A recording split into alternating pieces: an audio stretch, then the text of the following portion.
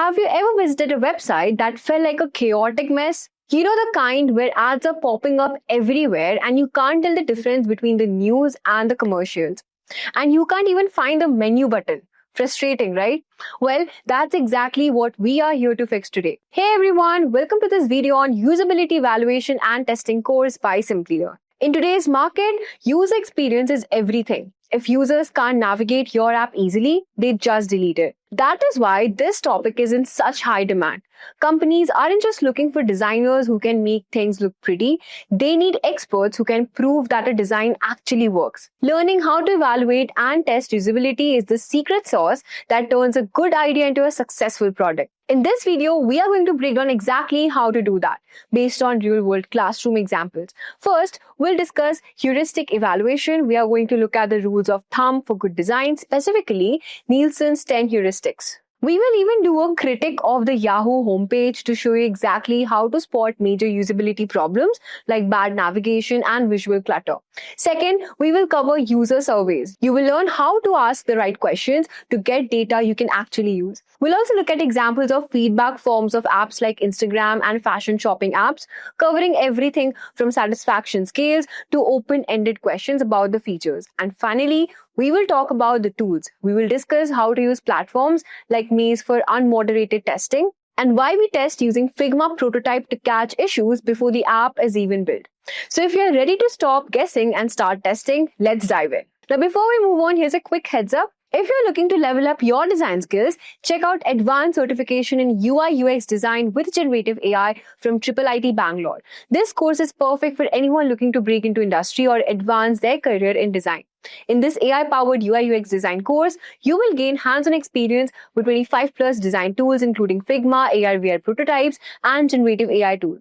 Plus, you will gain 6 months of Figma premium access to help you dive straight into your projects. What's even better, you'll work on 15 plus portfolio-ready projects that include AR, VR, XR prototypes, making you job-ready in no time.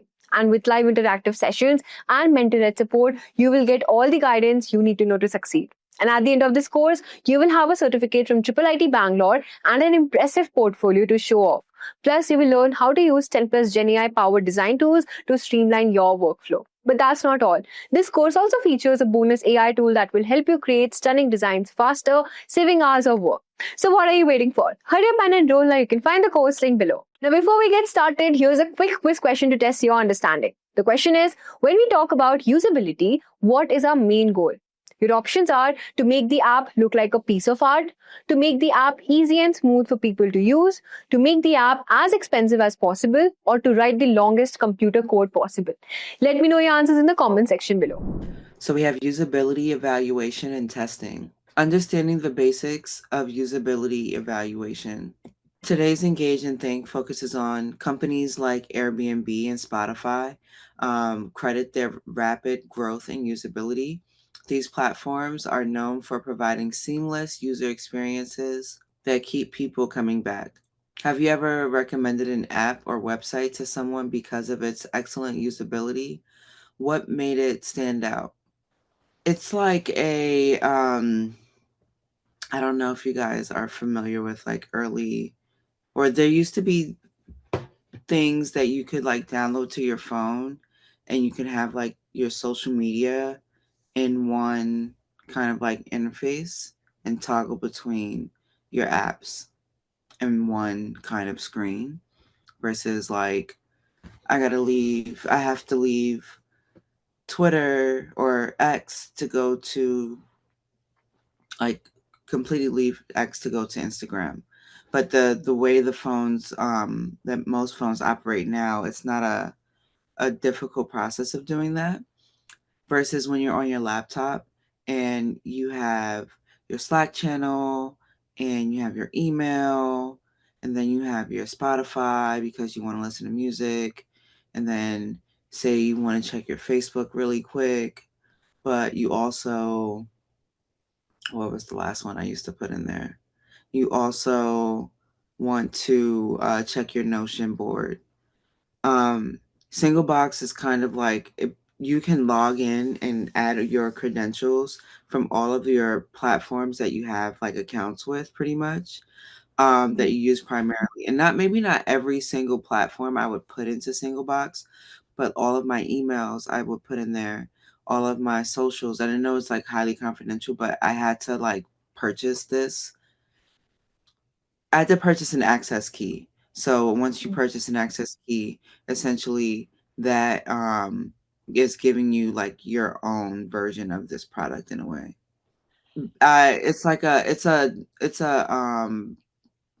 not a, I don't believe it's considered a web app. I think it's considered like a desktop app, but it basically just allows you to navigate through a lot of, say if you have like if you have a job or you have like a couple of jobs, you can kind of just stay organized a bit more in one centralized place on one kind of screen and toggle between the tabs versus you have a million tabs open and different windows and you're trying to find it all.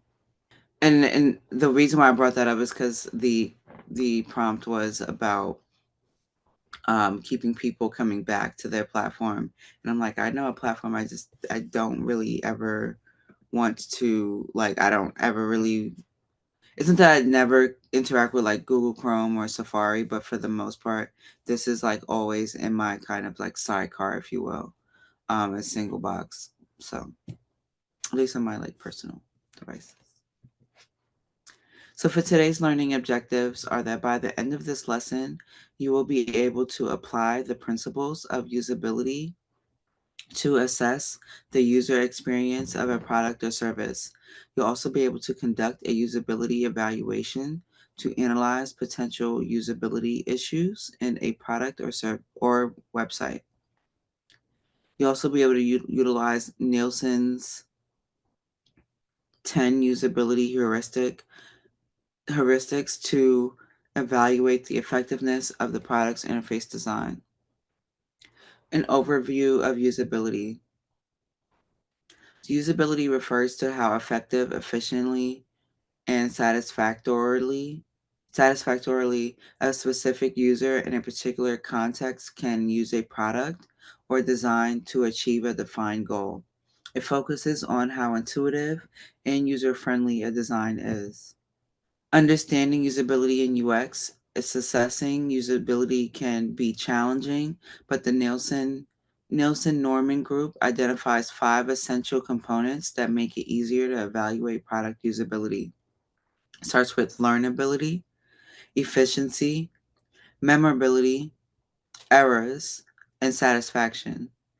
This method is commonly known as the LEMERS Lemurs framework. Usability as a subset of UX is understanding the key differences and their impact on design. So, usability is how easy and efficient a product is to use. How much friction it has, that's something that you may want to think about more in depth at this time. If your project or your process is potentially has hurdles for users or maybe ha- having some difficulty or ease to like sift through. We call that friction. Sometimes you want friction in the flow, and then sometimes you don't want too much friction in your flow.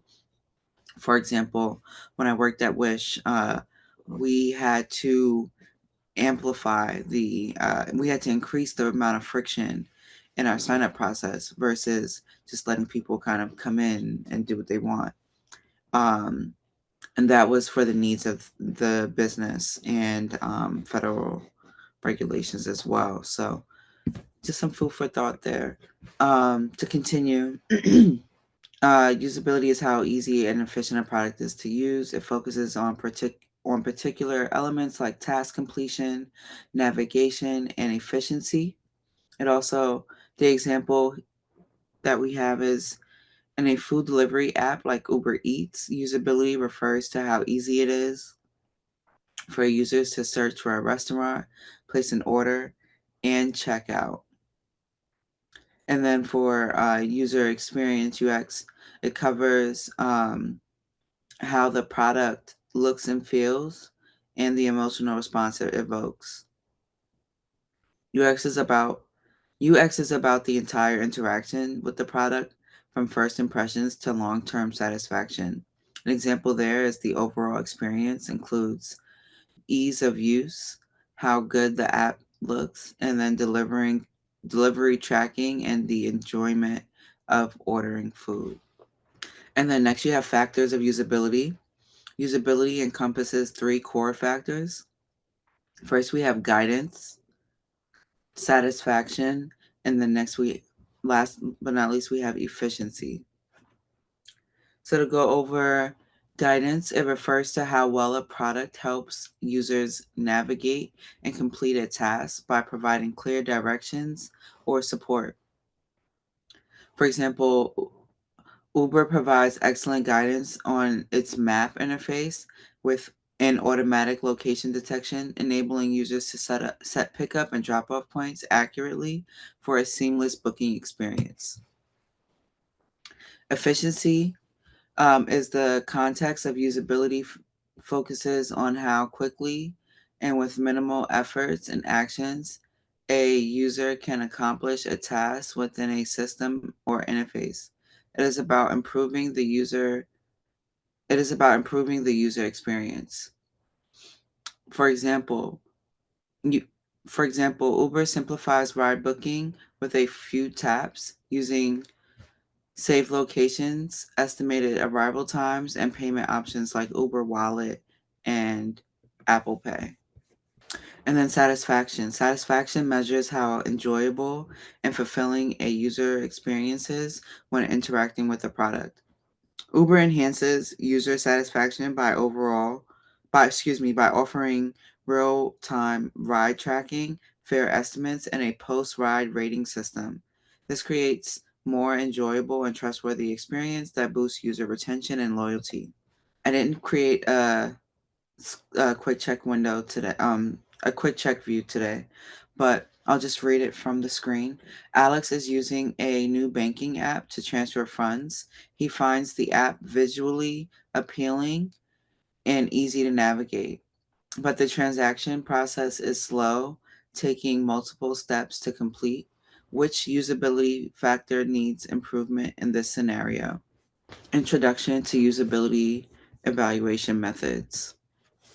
What is usability evaluation? Usability evaluation assesses how easy and enjoyable it is for users to accomplish their goals when interacting with a product. First, you have requirements, then you have surveys and going into your analysis and design, and then you have early design testing, which is another point of evaluation, and then you have implementation, and then usability evaluations. Um, excuse me, and then testing, followed by analytics and A and B multivariative testing, and then deployment. It ensures that a product meets user needs and delivers a smooth, frustration free experience. An example of usability evaluation is a good example is Venmo. How many people use Venmo? Every once in a while. I'll have to send my friend something for some pizza. Cool. A couple people use it. So Venmo, which tests how users send money, split bills, and view payment history. This helps make it easy to use and secure and ensure smooth transactions. Why is usability evaluation important? Usability evaluation improves UX design by making product intuitive and user centric. It starts with user centered design, followed by problem identification and iterative improvement, followed by cost reduction, and last but not least, competitive advantage. Some types of usability evaluation methods are classified as qualitative, offering insights into user behavior, and quantitative, measuring usability with metrics like success rate and time on task. The three main types of usability evaluation are usability inspection, usability testing, and usability inquiry. Here are some common techniques used in different usability evaluation types. First, we have heuristic evaluation. I thought I was going to go through each one separately. Sorry. First, we have heuristic evaluation, cognitive walkthrough, expert reviews. And then for usability testing, we actually went through a lot of this. We went over user testing, A/B testing, remote usability testing, eye tracking studies, and then think aloud protocol. And then for usability inquiry, we have surveys, interviews, and then focus groups, which we also went over. So usability inspection types. Here are the the differences between key usability inspection types, starting with heuristic evaluation, um, and then followed by cognitive walkthrough and expert reviews. Heuristic evaluation is described as experts review a product against predefined usability principles to find usability issues. And it's best to use this early in your design process um, before user testing. The benefits are quick, cost effective, no real users required, and it highlights major issues early. The limitations are that it lacks direct user feedback and it may miss real world issues. Then you have cognitive walkthrough. The description there is evaluators simulate user tasks to identify issues in task flow and ease of learning. It's best to use this during the design phase, particularly for learnability. And then and the next benefits include identifies task flow and sequence issues. And then last but not least, the limitations include time consuming and require skilled evaluations. Expert reviews, the description explains it as usability experts provide quick insights based on industry standards and guidelines. It's best to use this early in design or when rapid evaluation is needed. And then the benefits include quick, inexpensive, valuable insights based on standards. And then limitations are that it lacks real user feedback, may reflect expert biases. So, heuristic evaluation. Heuristic evaluation is a process in which experts apply usability guidelines or heuristics to independently review user interfaces and identify issues. It is essential because it quickly identifies usability issues early in the design process, allowing for cost effective improvements without needing real users. Some of the phases of heuristic evaluation. These phases provide a clear, structured approach to identifying, prioritizing, and resolving usability issues effectively. And here's a breakdown of those key phases. First, you have pre-evaluation training. Next, you have evaluation, followed by severity rating, in addition to exposure assessment, and last but not least, debriefing. Next, we're gonna go over what are Nielsen's 10 usability heuristics. These are a set of general principles for a user interface design formatted by Jacob Nielsen that are widely used for heuristic evaluations, and they are visibility of system status, match between system and the real world, user control and freedom, consistency and standards, and then of error prevention. Next, you have recognition rather than recall, flexibility and efficiency of use, aesthetic and minimalist design, help users recognize, diagnose, and recover from errors, and then help help and documentation. Next, we'll go over the visibility of system status. The system should always keep users informed about what is happening through timely and clear feedback. A good example of this is when uploading or syncing files to Google Drive. It displays processing indicators and notifications, keeping users informed about the status of their uploads. And a match between system and the real world. The system should the system should use familiar language and concepts that users understand, following real world conventions to make interactions intuitive. For example, Airbnb uses familiar terms like check in and check out when describing dates for booking, which match real world experiences of staying in accommodations. User control and freedom. Users often make mistakes, so there should be easy ways to undo and redo actions, like back and cancel buttons. An example there is Microsoft Word allows users to undo and redo their actions through clear buttons in the toolbar, helping users easily correct mistakes. We have consistency and standards. The system should follow platforms, conventions, and maintain consistency in design and terminology across the interface. Facebook maintains a consistent interface design across its app and website, making it easy for users to transition between devices without relearning interactions. Next, you have error management. The design should manage errors by offering users confirmation options or highlighting potential mistakes before they occur. An example there is when creating an account, if the chosen username is unavailable, the system suggests alternative options to simplify the process. Next, you have recognition rather than recall.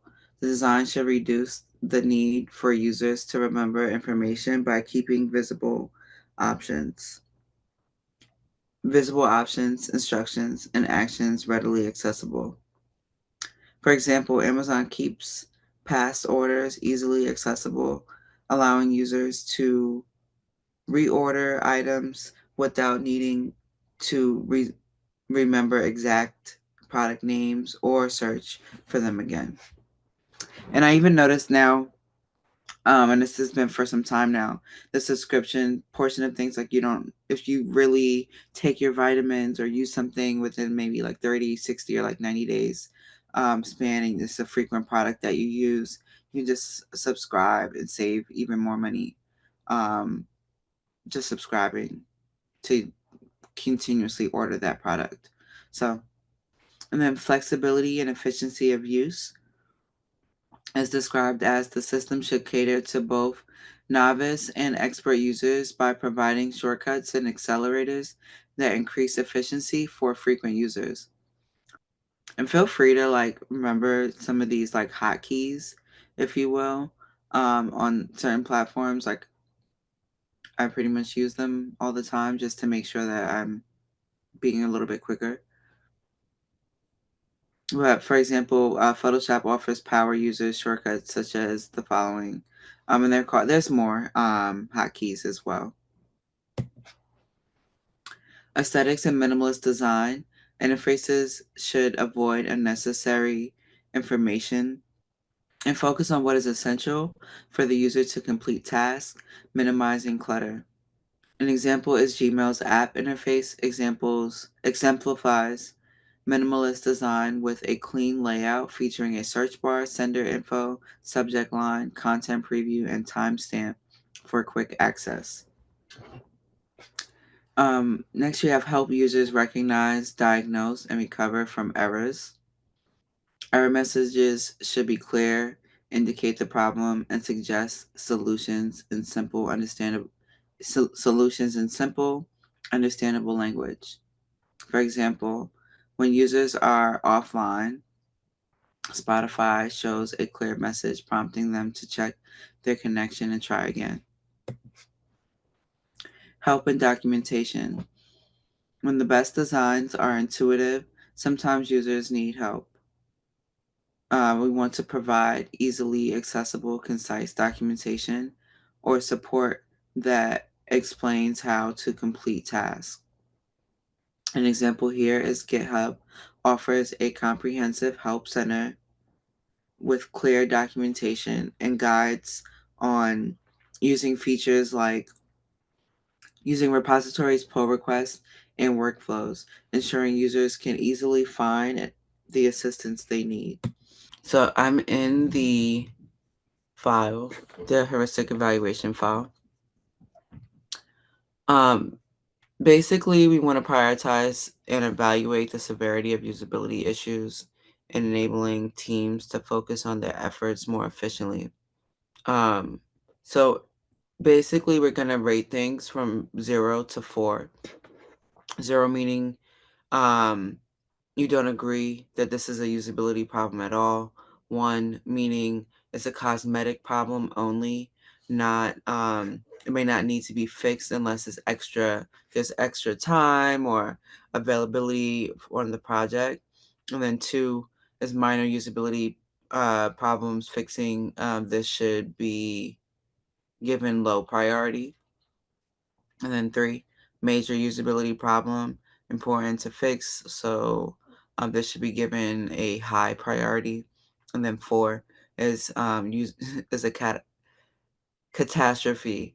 Um, it's imperative to fix this before product can be released.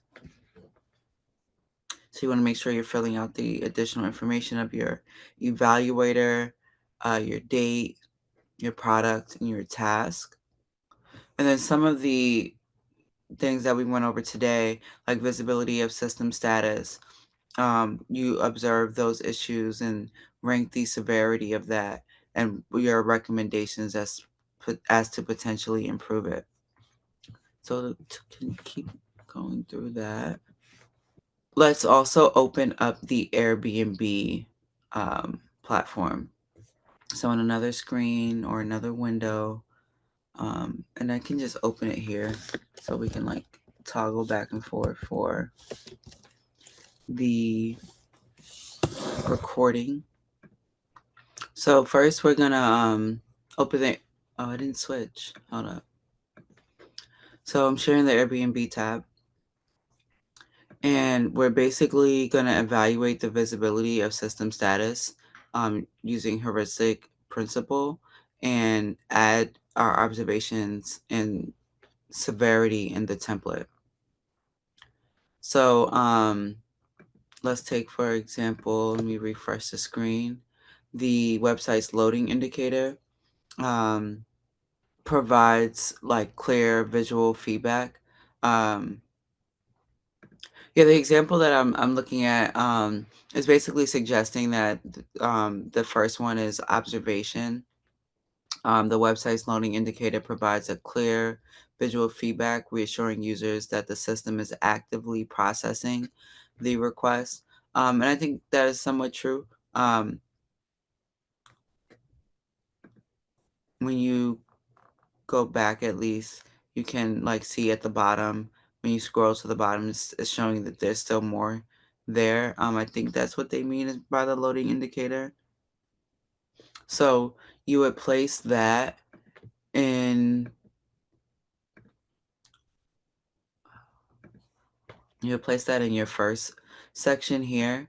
And let me just copy that. All right, let me I didn't realize I didn't make a copy of this.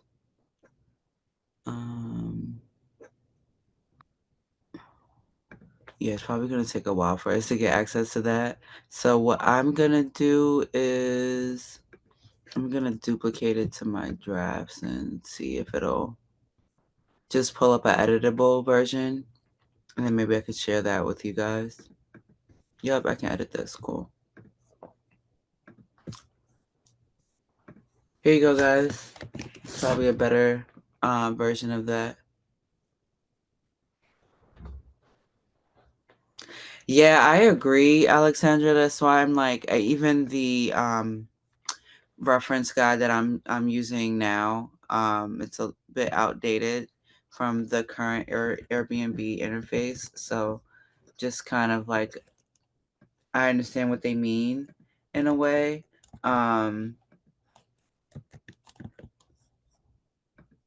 But yeah, good point.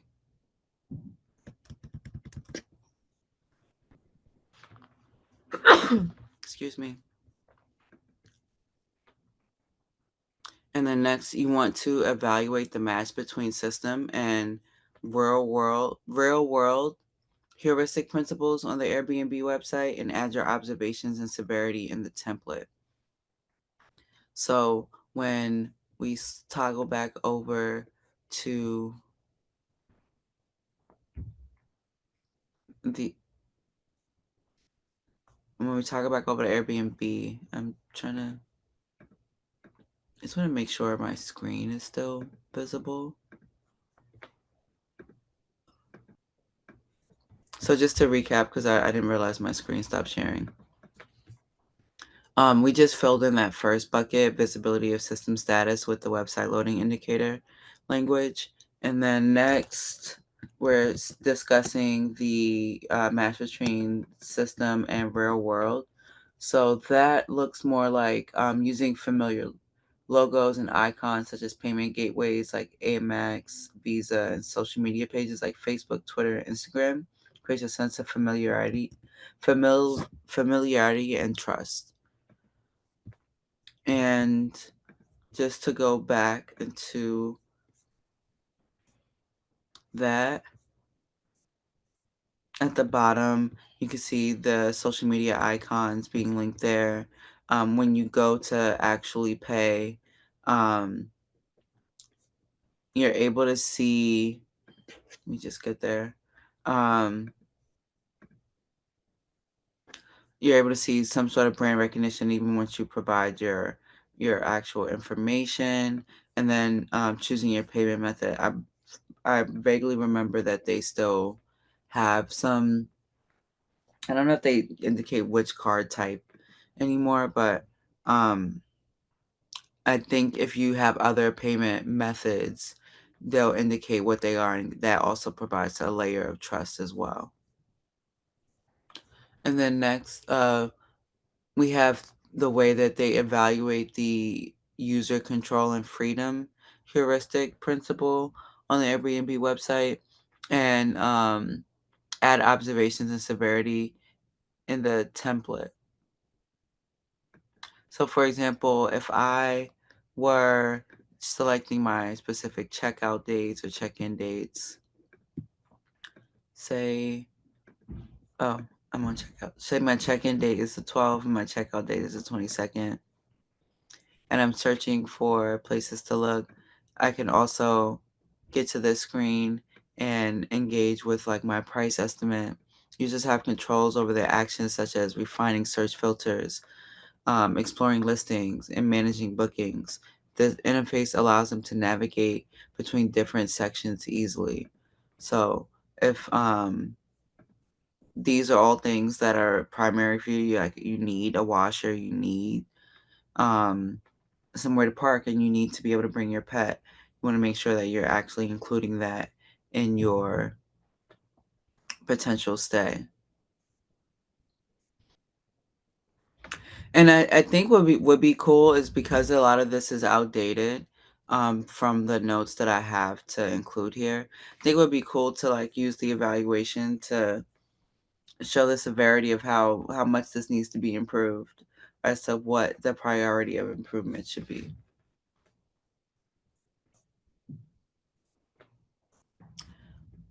Next, we have consistency and standards.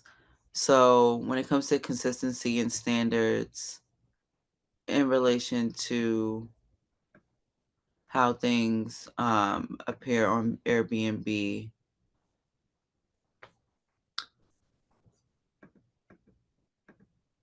how things appear on Airbnb's website. Um,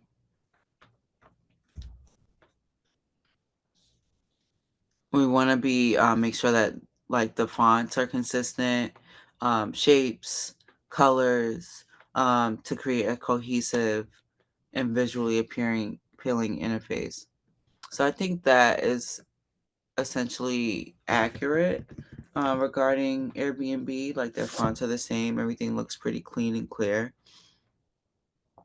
Even their corners, like roundedness is around the same.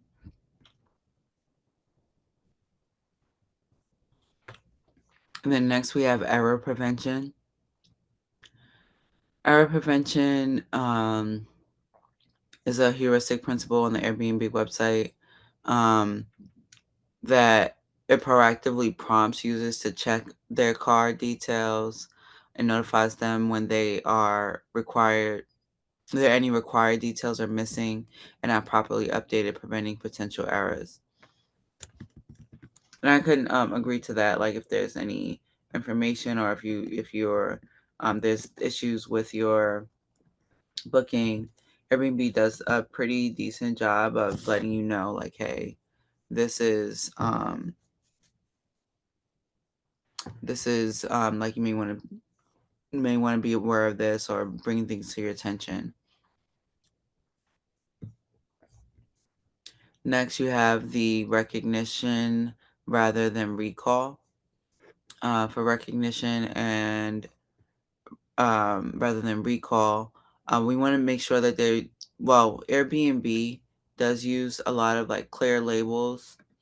Going back to this check-in, checkout screen again, um, that serve as visual cues, basically helping users understand and navigate the interface without relying genuinely on their memory. So I don't know how many, I don't know exactly how, I know I need to be somewhere from the 12th to the 22nd, and I don't know exactly how many days that is, but, or how many nights I would need, but it's 10 nights apparently when I see the indicator here. Um, I know that I'm looking for homes in a certain price range. I want to make sure that I'm getting things in a certain price range and budget, and definitely on a certain day. So making sure that your labels are clear is really important to making sure that you're booking. Has anyone ever booked the wrong like travel arrangements or staying accommodations? I have it. It's terrible. Booking the wrong flight is, or it wasn't a flight. I was actually catching a bus to from one area that I was in, and it basically I had to like. I mean, someone was nice to me and they just let me on because they saw the way I booked it. It was like flipped, but it happens. Yeah, just clicking that link. Thanks, Alexandra, for sharing that. And then next we have the flexibility and efficiency of use. And that looks more like Airbnb offering various filters and search options, allowing users to find suitable accommodations based on their preferences and efficiency. So that's like all the way over here. Um,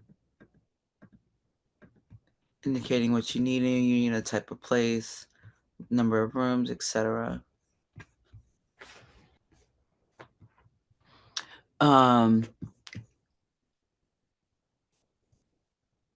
Aesthetic and minimalist design is categorized as the platform's clean and uncluttered design experience, enhances visual appeal and reduces cognitive load.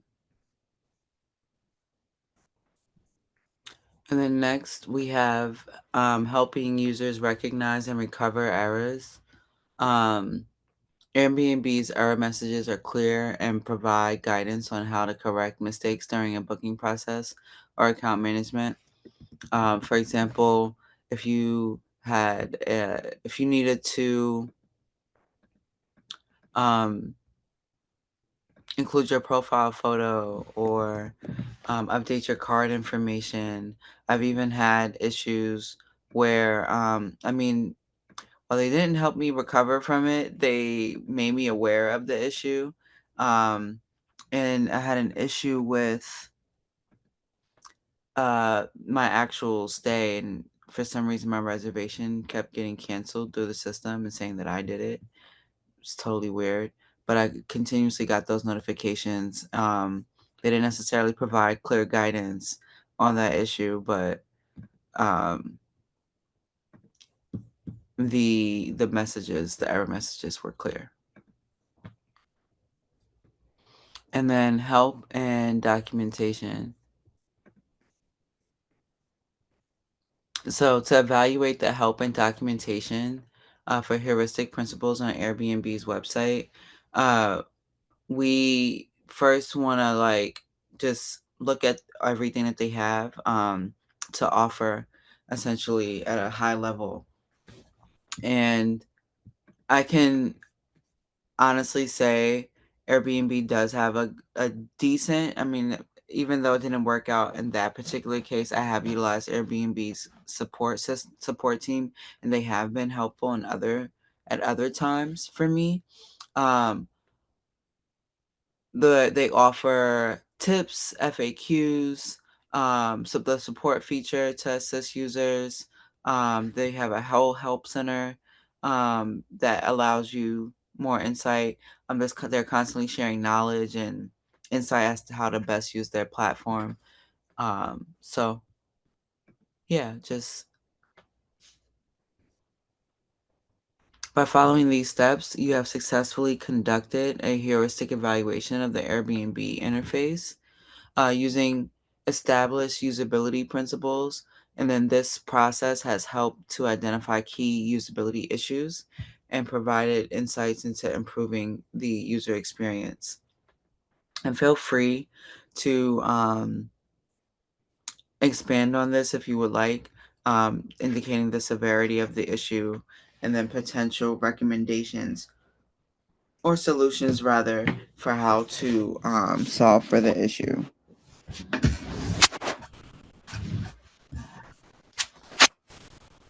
So just continuing on, making sure that screen is shared. All right. And then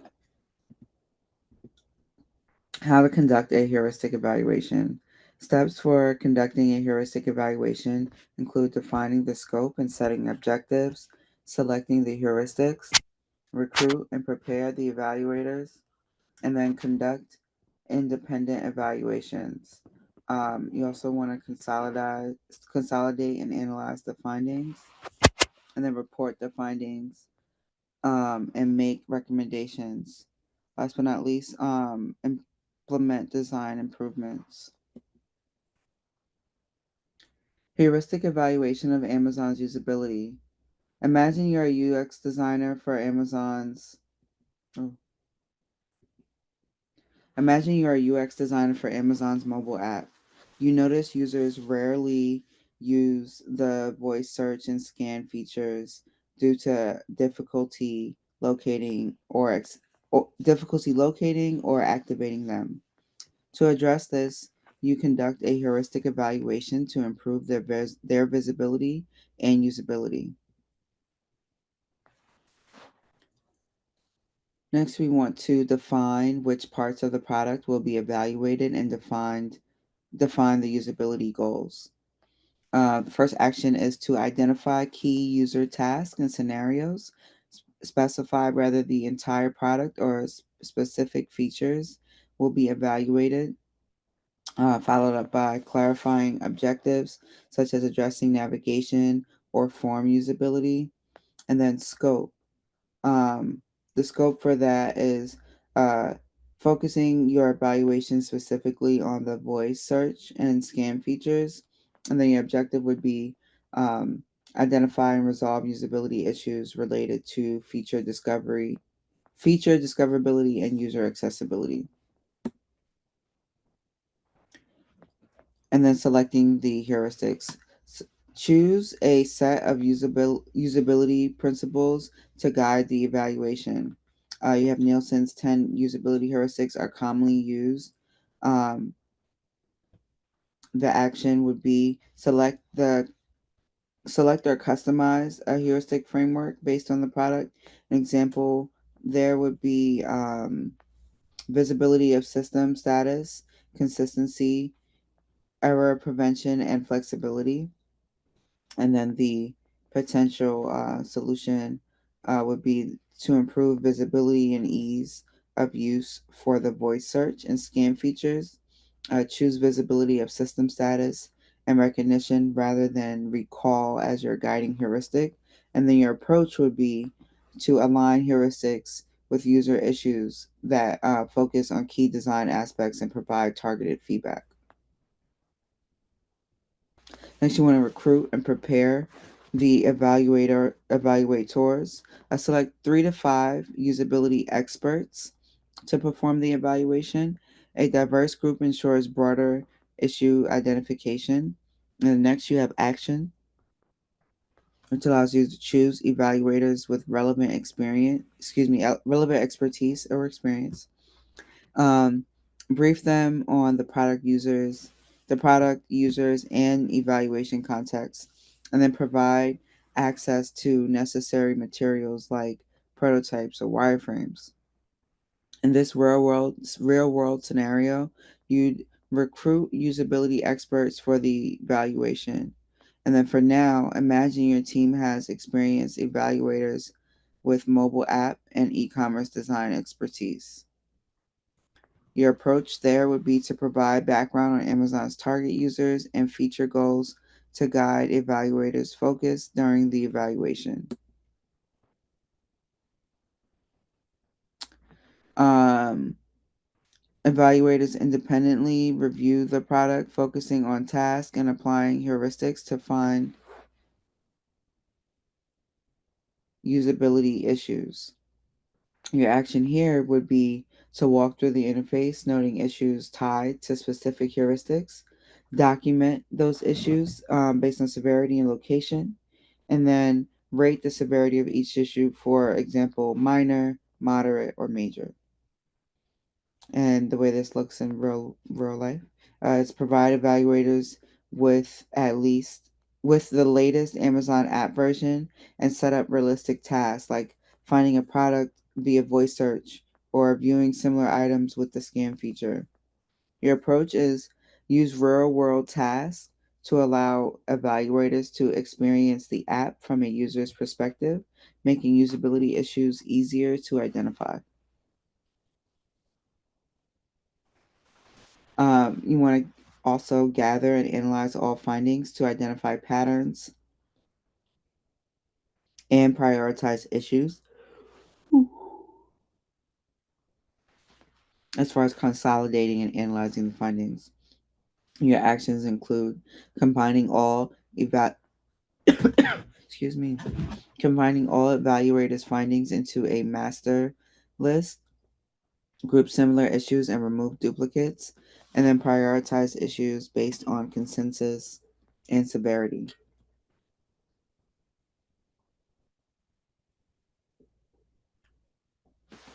The way this looks lived out is that each evaluator independently reviews the voice and scan features, noting issues like icon visibility, activation feedback, and clarity on feature status.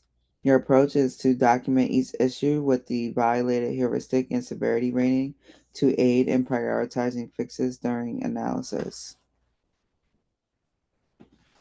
And then you want to report the findings and make recommendations. Prepare a detailed report that includes the issues, their severity, and suggested solutions. Your initial action there would be to organize the report with an executive summary, methodology, and findings. Use screenshots or annotations to illustrate usability problems.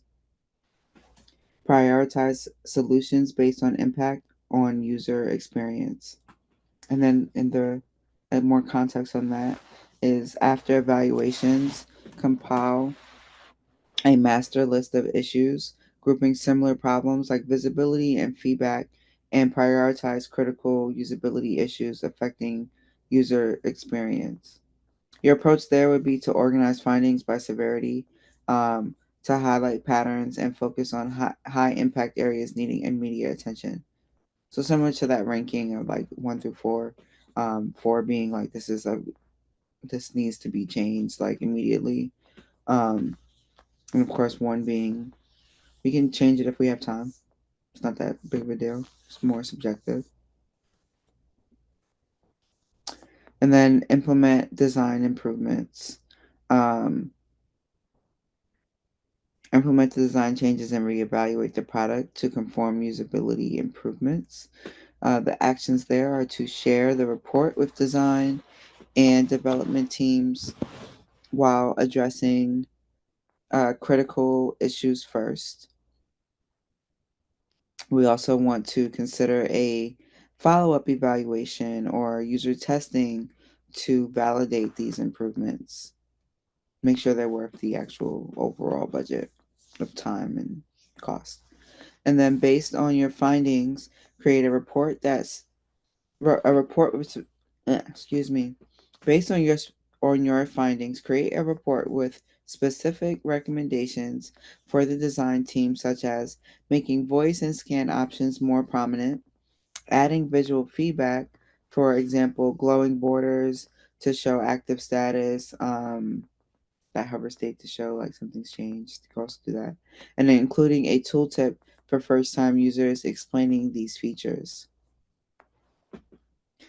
And then just to recap, a tooltip is just a quick little information tab or hover over that just reveals additional content information to help guide the user through the experience.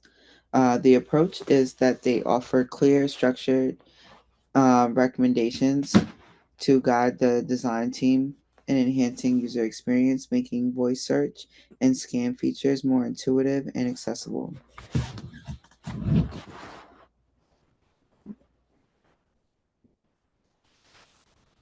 To implement design improvements after conducting the heuristic evaluation and implementing the design improvements, the scan and voice search option icons are placed in the search bar.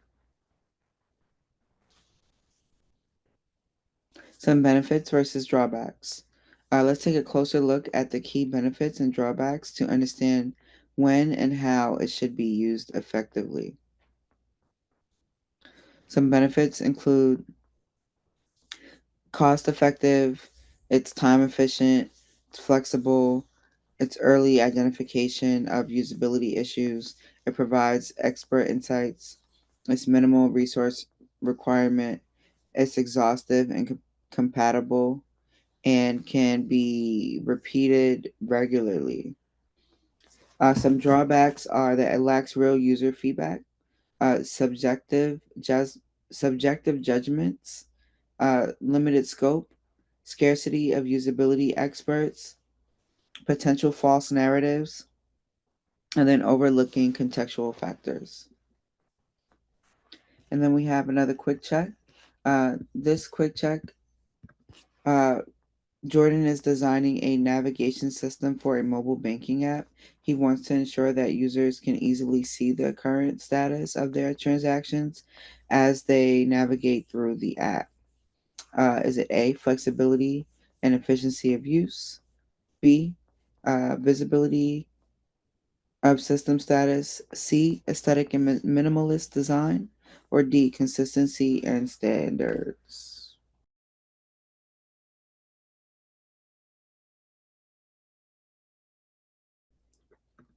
All right, I see most of you answered, and I feel like you guys have been spot on today.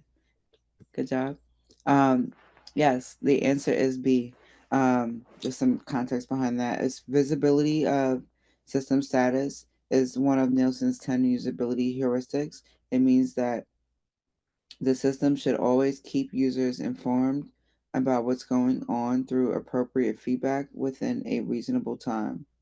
In this case, Jordan wants users to easily see the current status of their transactions, which directly relates to ensuring visibility of system status.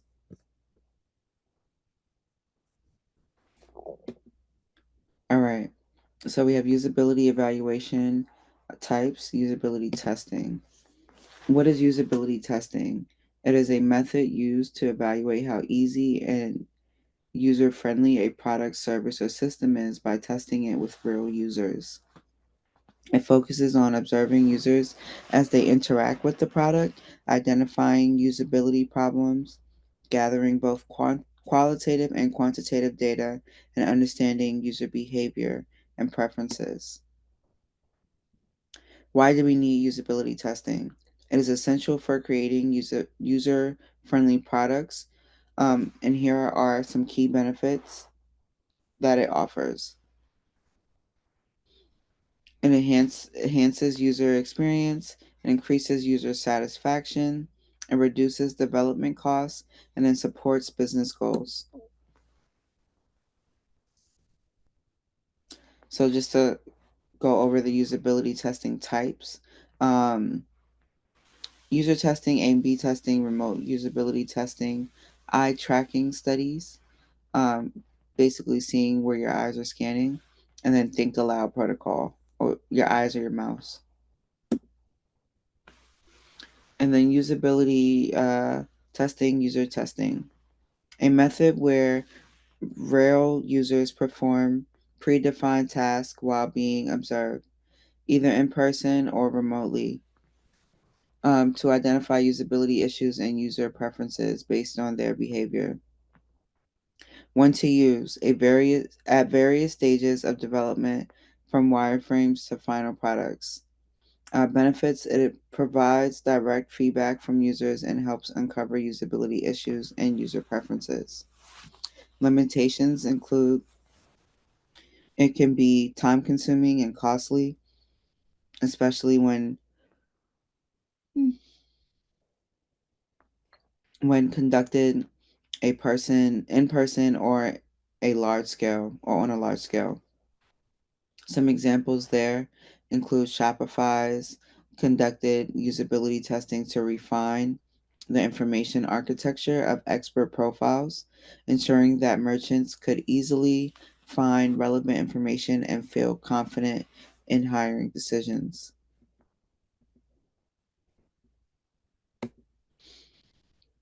A comparison method that tests two or more value versions of a product or feature to determine which one performs better based on predefined metrics like conversion rates, and click-through rates.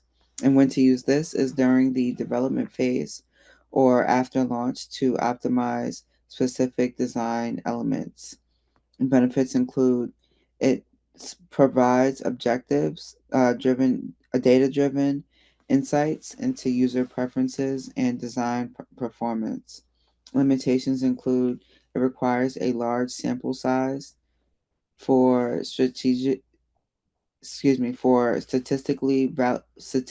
validity and is only suitable for testing specific elements. An example there is Ben, a budget telecom provider based in the Netherlands, conducted A/B testing on its product page by changing the placement of the phone's color palette, making the color options more visible to users, related in a 17.63% increases in the conversation.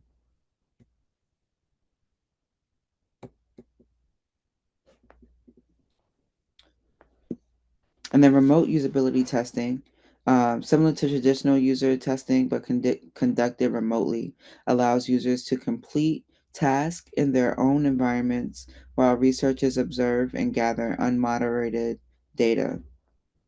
When to use this is best when testing with a geographical diverse audience and when in person testing is not feasible.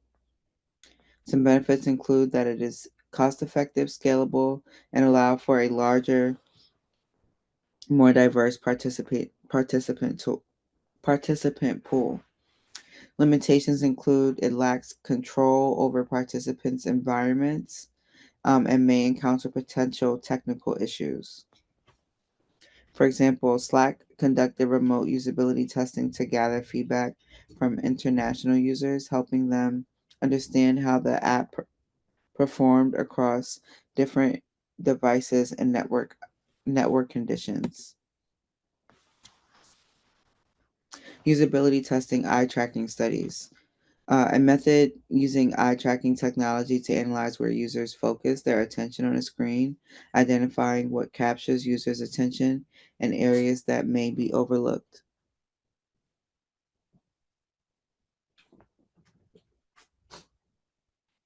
Hi. That may be overlooked. When to use this is best applied when evaluating visual design, content hierarchy, and identifying areas of confusion. Some benefits here include some benefits here include it provides rich qualitative data on user interactions and thought patterns. It also it also includes limitations that allow that restrict participants from finding it un- may find it unnatural or distracting to speak while performing tasks, which could affect their task performance. And I've done that too before, where I'm doing a test and I have to like essentially say my thoughts, speak my thoughts out loud, or speak my actions out loud, and it can be a little distracting to, let's say you forget to say a step, or you're trying to speak through each and every point. Could be a little bit distracting from your overall experience. And an example of that is LinkedIn conducted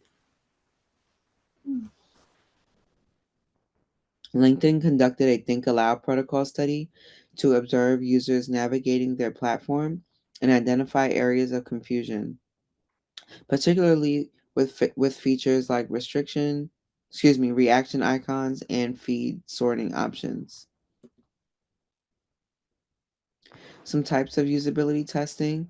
And while there are several other types of usability testing, each suited to different stages of the product development cycle, each are suited to different stages of the product development cycle and specific research goals. And here are some. You have task based or scenario based testing. Then you have concept testing, accessibility testing, and then survivability testing.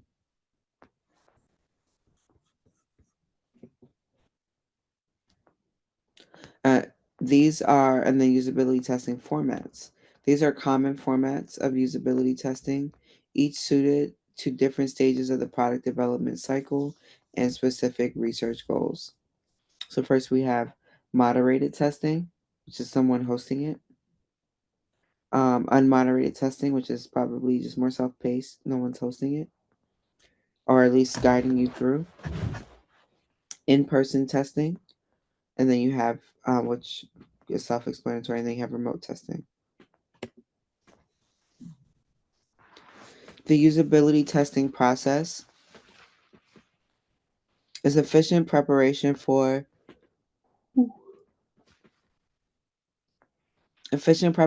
usability testing is essential to ensure the process runs smoothly and provides valuable insights. Here are some key steps to prepare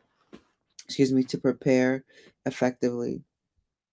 You want to first define objectives, followed by developing a test plan, preparing testing materials, uh, recruiting participants, and then setting up the testing environment, creating a moderator's guide, and then conducting a pilot test, and then ensuring ethical considerations. And just to elaborate a bit more on a few things, like defining your objectives. Yes, you want to seek feedback, but what are your actual objectives from that to do with that feedback? Um, what are you hoping that the your objective for the user even completing this task? What do you hope that they will accomplish? We're defining that during the objectives segment. And then I just wanted to further reiterate during the preparing test materials that isn't always just showing your prototype. Sometimes it's a walkthrough, an introduction, um, a survey afterwards. So prepare all your testing materials, and then just as well as you want to develop a test plan and your test materials. You also want to create a moderator guide so that the moderator isn't um, being suggestive in what they're communicating, and they're making sure that they are um, leading the conversation clearly and effectively as well. So to continue usability evaluation and testing, we're going to focus on exploring usability testing tools today. So a quick recap of yesterday, we went over usability and we went over and learned that usability ensures that a product is easy to use, helping users complete tasks quickly and without frustration. Usability evaluation methods such as heuristic evaluation, cognitive walkthroughs, and user testing help assess a product's effectiveness and user friendliness. Usability tests involves real users performing tasks to find any issues in the product's performance. In today's Engage and Think, we'll use Google Maps to find a new restaurant. Uh, you use Google Maps to find a new restaurant. You follow the directions, but you miss a turn because the instructions are not that clear. It's frustrating, right? What went wrong here in the user experience? Is there any way Google Maps could have checked this issue? Especially, I find it happens more so when locations may be new, um, or certain addresses. When I say locations, meaning um, they're newly developed in terms of like having not a pre-existing business or not a pre-existing establishment. So I find like when things are like new developments, like new buildings, or um, it's a little bit harder to find sometimes, or at least at first on Google Maps where things may be, or how to access things. All right, so today's learning objectives are that by the end of this lesson, you will be able to identify popular usability testing tools to understand their features and applications. We'll also demonstrate usability testing in Maze to gather actionable insights on user interactions. We'll apply data analysis techniques to interpret test results and improve user experience, as well as analyze key usability metrics to assess product effectiveness and identity improvement areas. Last but not least, we'll construct usability reports to communicate findings and recommendations. So conducting usability testing, and we've seen a similar diagram before, right? So efficient preparation for usability testing ensures the process runs smoothly and provides valuable insights. Here are key steps to to conduct the test effectively. Define objectives, develop a test plan, prepare testing materials, recruit participants, set up the testing environment, create a modular guide, conduct a pilot, and then ensure ethical considerations. This lesson builds on the usability testing process and focuses on leveraging various tools to conduct usability tests effectively. So conducting usability testing essential tools. Usability testing tools are specialized software or platforms that help designers observe user behavior. These tools allow you to track how users interact with your interface. Collecting feedback is where we gather verbal and written feedback from users, then followed up by analyzing performance metrics where they can measure task completion rates, time spent on task, and click paths. Then next, we'll be able to next the next tool is to generate reports. They summarize findings to help communicate issues and suggest improvements. So, popular usability testing tools.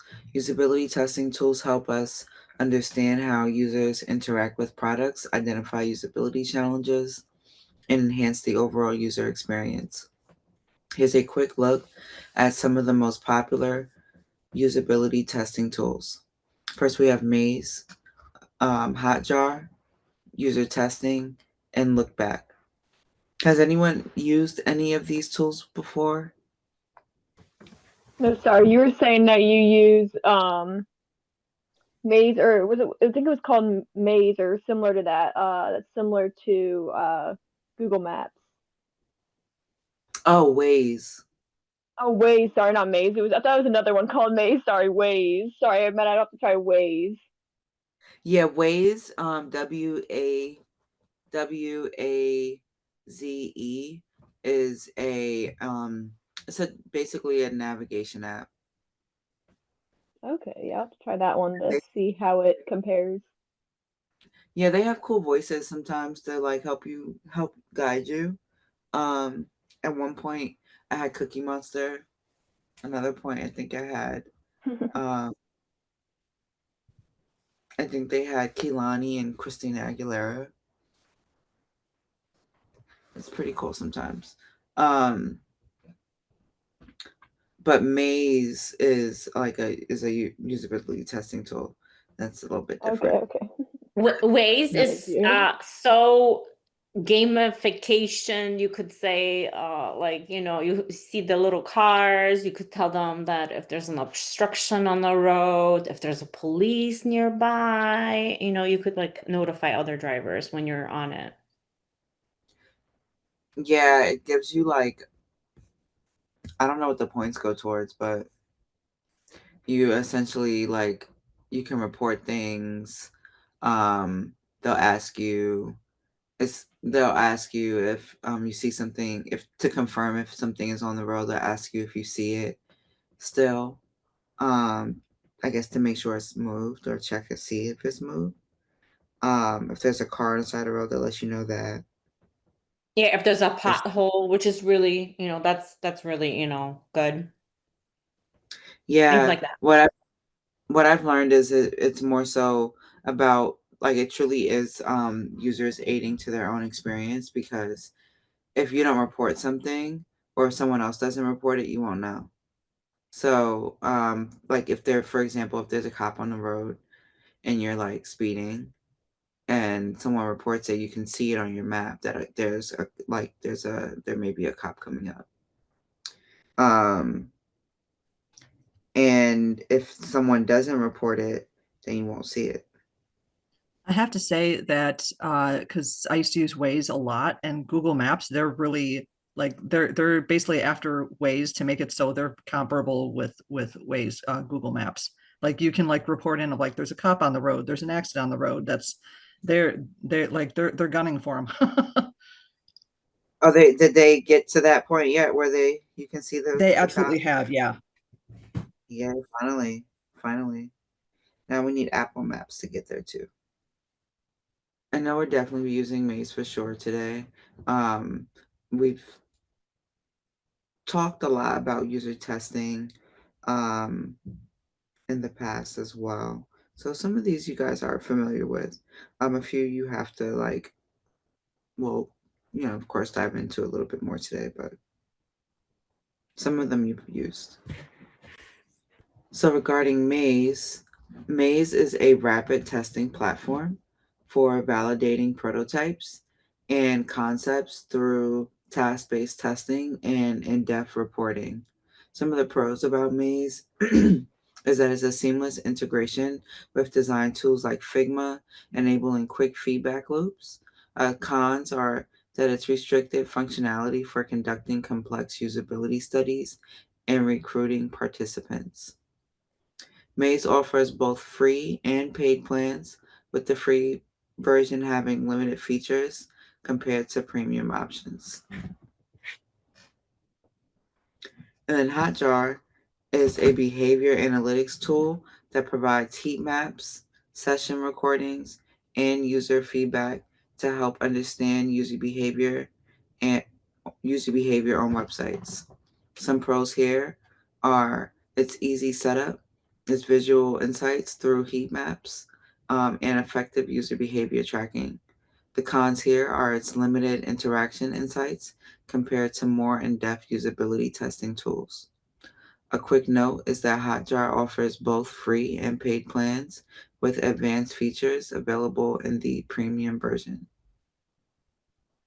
And Then we have user testing, which is a platform that facilitates remote usability tests by offering access to a vast pool of participants and capturing video recordings of user sessions.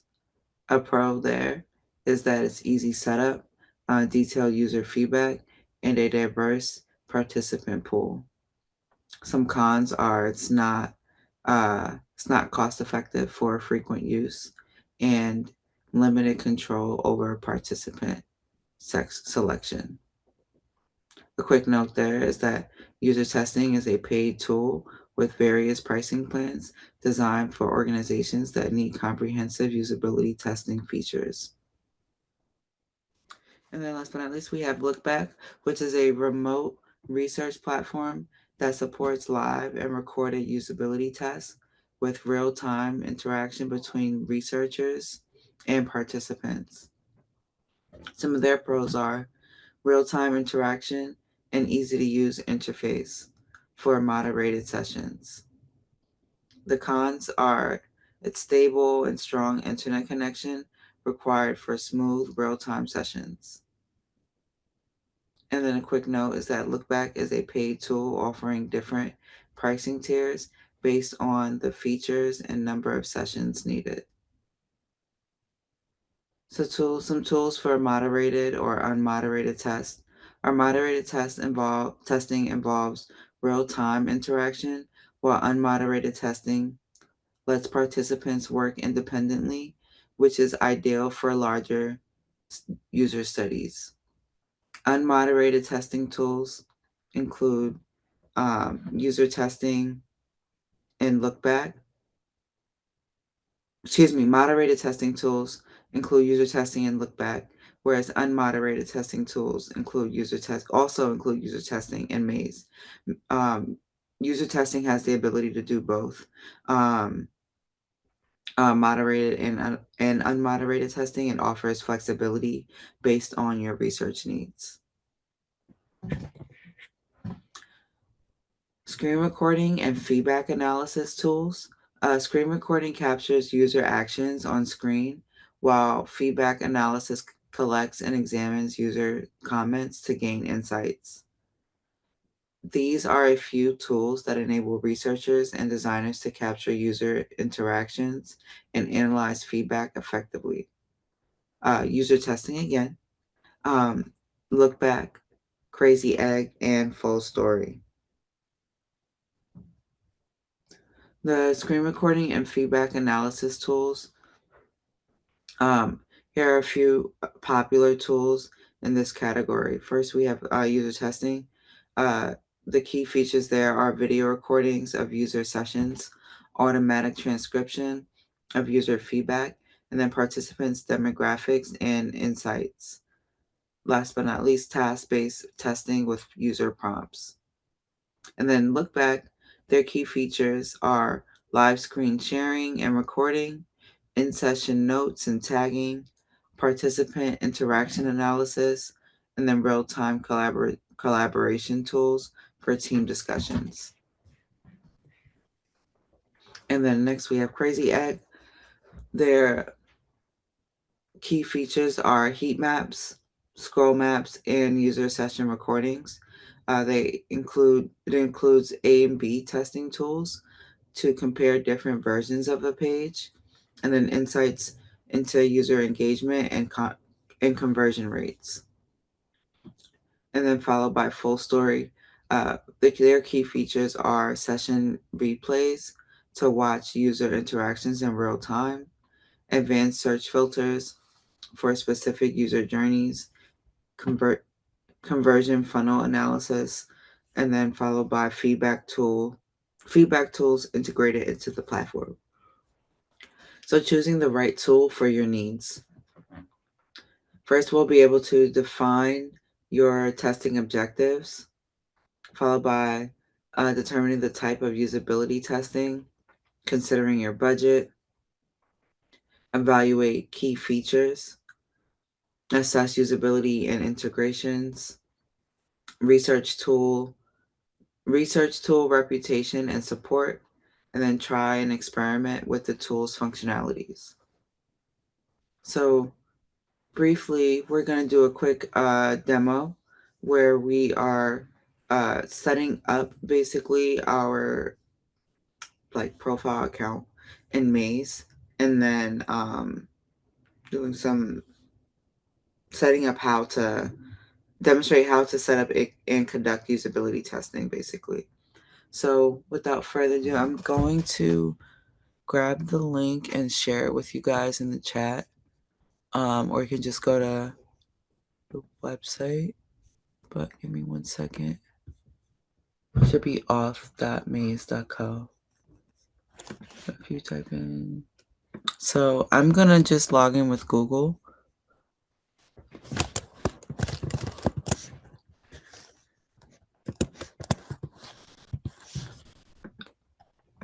I'll just say just browsing for now. But I just put in my credentials, and I'll pause there while everyone pulls it up and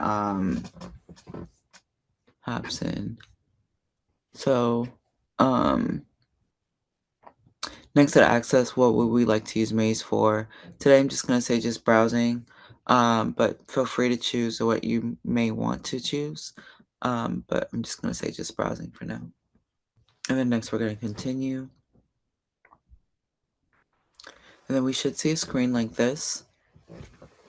When everyone gets to the screen, can you guys raise your hand just so I can know like a lot, or at least a good amount of you are getting to this point?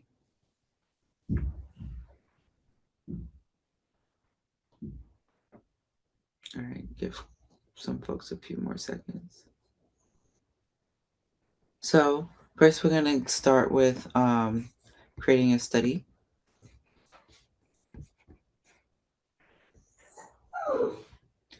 We have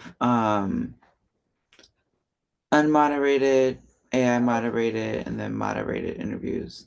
We're just going to click on unmoderated for now. Onyx, can you not? We're just going to click unmoderated Maze because there's an add-on for, sorry, let me go back. There's an add-on for the AI one, and then moderated interviews is a part of the premium feature. So just to stick with our free version, we're going to click unmoderated, and then we're going to select start from scratch. So we're going to rename our project, and we're going to rename it to be the food delivery app. How did you get that screen? Sorry. Oh, I clicked on the, I hovered over the area where the name was. Okay. And then The name of it? Okay, it's click to, okay. Thank you. No worries. Okay, and then when you guys get there, we're gonna click add block, and then we're gonna select prototype test. First we're gonna add a task that can look something like determine the user experience of the food delivery app. And so you guys have it. Something like determine the user experience of the food delivery app. And then the description could be something like order a cheeseburger using the app. I know you guys had different food types, so feel free to base it off of your food type that you had. And then we're going to add the prototype. You'll see a screen that pops up that says allow Maze to access Figma. I'm going to select continue. And then it should sync up to your Figma account, granted you're using the same browser, same laptop or device. Is everyone, when everyone gets to this step, can you just raise your hand, just a few of you, just so I can know it may be safe to move on? So we're gonna allow Maze to access the Figma, our Figma file. Importing Figma prototypes in Maze. We can create a dedicated work file, or we can make where it's to reduce the loading time for testers, we recommend copying only the necessary frames to a dedicated file, or you can get your link and make sure your prototype permissions are set to anyone can view, and then you can just import it into Maze, allowing people to navigate through your files they want. Anyone, well, at least view your file. Just for the sake of time, I'm gonna give it a link. So let me go to my Figma.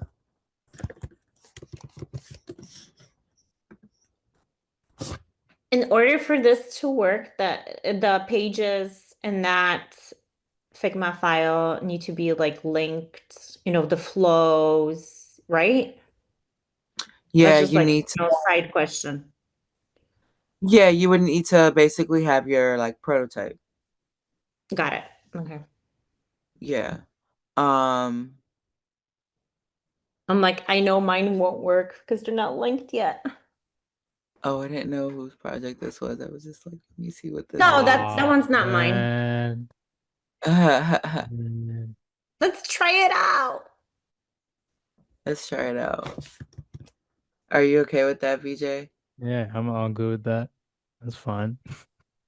Cool. Looks gorgeous. Cover did not look like this is what I clicked though. I don't know what it looked like. Yeah, I've been doing some work on my free time. Whenever I get bored, just add something. All right, we're gonna ignore that message for today, but I think it's pretty clear as to what it's talking about. It did import We don't see it. Oh, sorry. Sorry. All right, so I'll just refresh that. When I uploaded the prototype, basically it said it was heavy and it can cause tester drop off. To improve the experience and reduce loading time, to copy only necessary frames to a dedicated file. So I'm gonna ignore that particular message for right now, just to like continue like setting it up. So we're gonna import that anyway. With that being said, and then once we import, we're going to select goal based, and then the goal could be The next thing I was gonna do is make a dedicated cart, like a what do you call it? Recent orders or like a cart list. So I guess that could be my next path. okay. Okay, so I'm gonna select the goal really quick. So the start of the flows here. So I'll just say the goal is here, or basically the goal. Well, the idea behind selecting a goal is that you're telling the system what are successful actions that you want the user to take. Essentially, what screens do you hope they navigate to or interact with, or things that you want them to complete. For example, if this were like an onboarding screen, or at least like the portion of the sign up, and you had on screen like this screen was your start, you're welcome. This screen was like, I guess, sign in, or sign up, and then you have your like onboarding screen. It's like third. That could be an example. So it's pretty much determining the success criteria that you want to follow. So after that, Do you think it's acting um, weird because there's not many screens? Because I can give you my fashion app link that has more screens and it has a better flow. Might be able to have a better example. Or um, is there something else that I'm not understanding? no, Well, yes, I'll take your fashion app if that's cool, but I'm not sure why it's not letting me. Yeah, I gave it to you in the direct message chat. Okay, great. Thanks. Yeah, this thing, I don't know, only I've really worked on one screen. If I think the flow would work. I mean, this example would work better if I had a couple more screens attached to it. All good. We really only worked on it in various ways, but it wasn't. It was more so like the in class assignment, so I wouldn't worry too much about it. I'm getting a lot of like Jira vibes from this app and like Atlassian stuff from here. I don't know. Hmm. In ways, I can see why you say that. I don't know, It's the maybe way. it's just the design, the color, the blue maybe. Yeah, the way they structure their environment in these like kind of three buckets too could be a factor. So let's select a goal. Our goal is to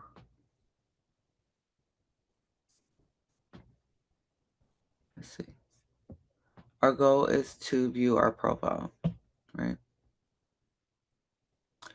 Um,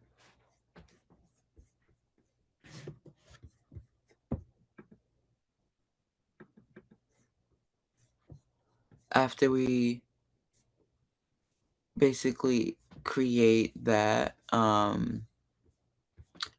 goal, we're able to just trying to read, make sure I'm yeah. Okay. So we added the goal screen. We can add multiple goals, like going to your profile or checking a wish list. Um, I've set the overall objective to like buy a shirt. So I'm just gonna select this number one screen since I see shirts there. Um, and then choose the I'll leave the interactive components off for now. Um, you can also add open-ended questions. So if you scroll down here, you'll see open-ended questions as your block title.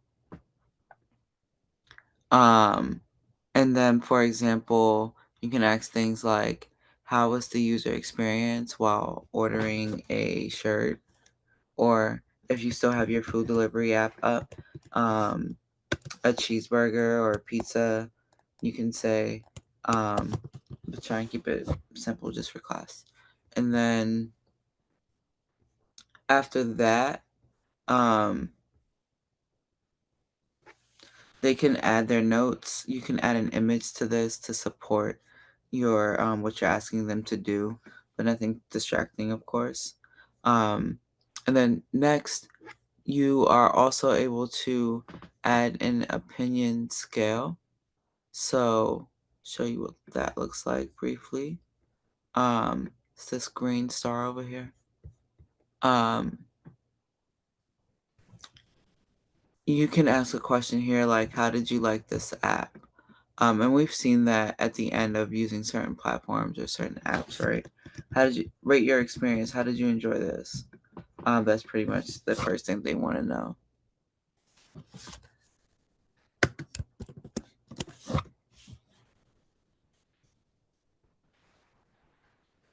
And then next you can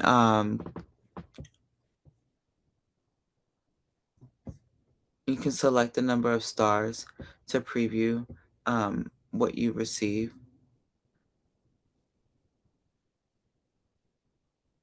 And also like just test out how it would look for users. Walk through each task, ensuring the instructions are clear, and check all prototype interactions as they are needed. Um, So you can say, from here, we can go to the share option.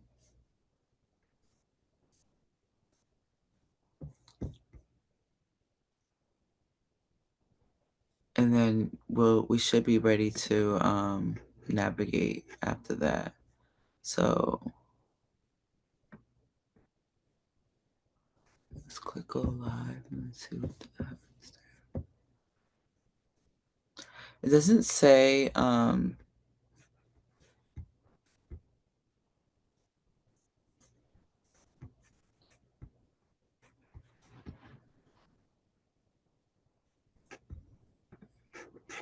okay. First, and then you can when you get to the screen, you'll be able to copy your link, so that way you can share it with potential testers. And basically it looks like this. So I copied my maze screen over to another tab and opened it.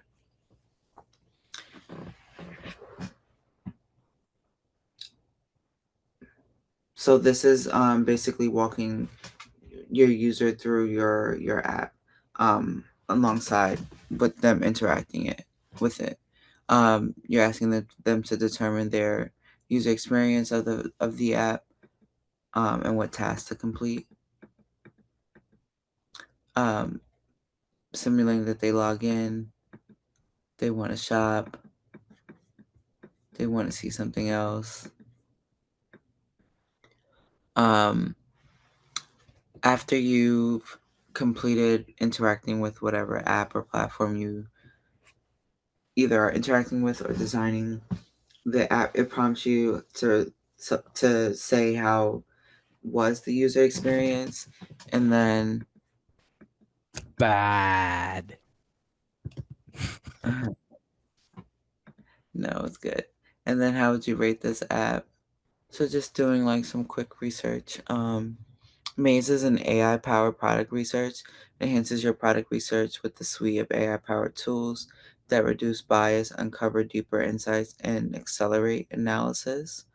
It helps you craft the perfect question. Dynamic flows, dynamic follow-up that digs for more insights.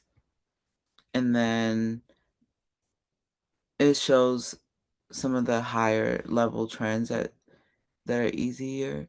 Like for example, if it's easy to use, if it's product performance, customer service.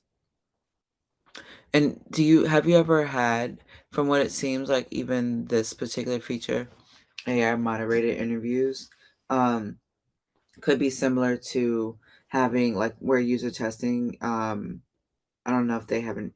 I don't think they have an AI component yet, at least not in this way. But similar to the way you talk to ChatGPT and you're like, and they have the voice aspect of it now. It seems like Maze has their own voice AI where they can essentially speed up or amp up, rev up the hiring process. Um, sorry. With certain platforms, you can essentially, I've used certain AI tools where you can fast track the hiring process and you're talking to like AI. But it seems like for this, you can essentially prompt your questions and the AI is interacting with your potential user in a similar way that I've like spoken to certain jobs, and instead of speaking to a recruiter or AI representative, I start speaking with AI first, and there's an AI bot essentially asking me questions and capturing my native language and asking me follow-up questions based off of what I said. Has anyone ever interacted with something like that before? I hope everyone was able to stretch their limbs and get some water, get some coffee or some tea or something. So picking back up on today's lesson on key usability metrics tracked by tools. Key usability metrics tracked by tools. In usability testing, certain metrics are essential for evaluating the effectiveness and efficiency of a product's design. Here's a quick overview of the key usability metrics. First, we have success rate, followed by error rate. First, we have success rate, followed by error message, and followed by subjective feedback. And then last but not least, time on task. With success rate, it is the percentage of tasks that users complete successfully. The purpose there is to measure how well users can accomplish intended goals. An example is Amazon optimizing its one-click purchase feature. If 90 out of 100 users complete their transactions without any hassle, the success rate stands at 90. This metric helps Amazon perfect its seamless buying experience, ensuring millions of shoppers enjoy a frictionless checkout. Then next you have error rate, which is the number of errors made by users while attempting to complete a task. The purpose here is it indicates areas of confusion or poor design. An example is on popular accommodations, booking platforms like Airbnb. The error rate measures mistakes users make, such as selecting the wrong check-in date or entering an incorrect address for a reservation. If 20 out of 100 users make these errors, the error rate stands at 20%, signaling a need for design changes to make the booking process clearer and more intuitive. Average time users take to complete a task. Time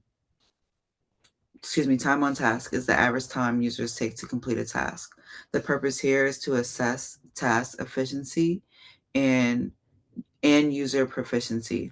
An example is on a banking app like PayPal. Time on task measures how long it takes users to send money. If most transfers are completed within 1 minute, but some users take 4 minutes due to unclear steps, it signals potential areas for streamlining the process to enhance efficiency and user satisfaction.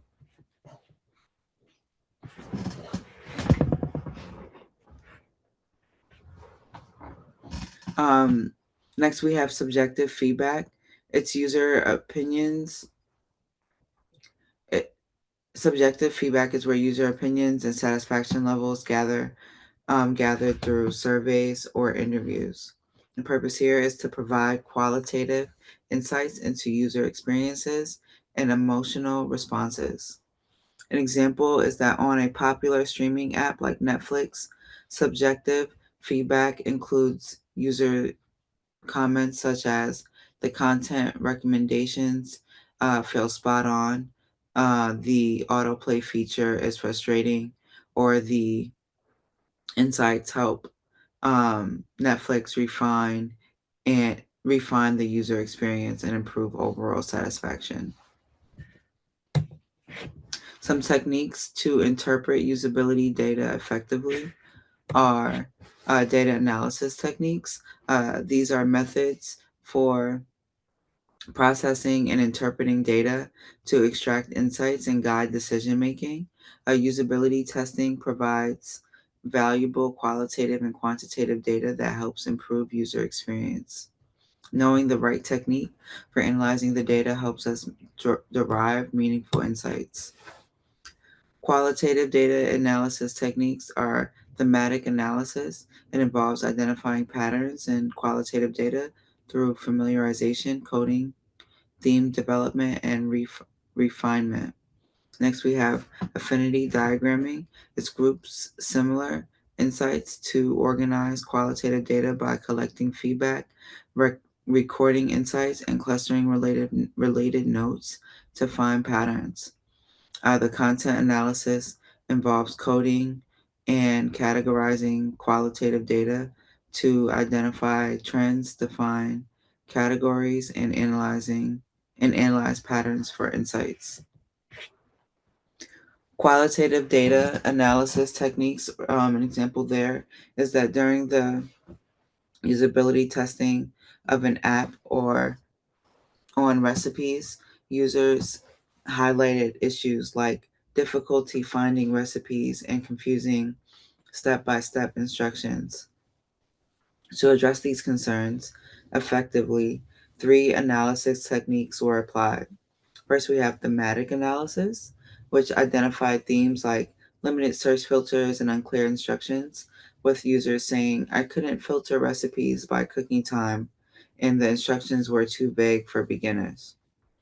And then we had affinity diagramming, grouped related feedback into clusters like search issues and instruction clarity, making platforms clearer for prioritization.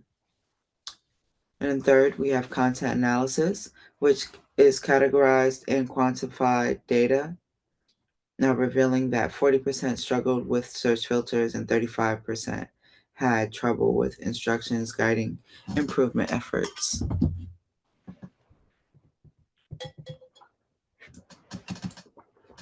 Some data analysis techniques. Quantitative data analysis techniques are descriptive statistics, where it uses statistics to summarize usability data and assess user performance. It involves comparing usability metrics across user groups by collecting data and using statistical tests to identify significant differences. Heat maps and clickstream analysis visualizes user behavior through heat maps and clickstream data by tracking clicks and scrolls to highlight engagement areas and analyze navigation paths.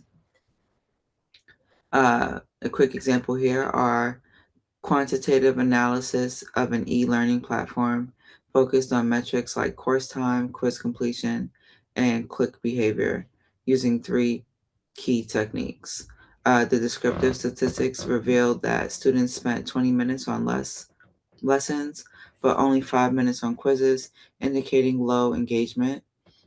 Comparative analysis showed that users who retook the courses completed them 40% faster, highlighting improved performance with familiarity.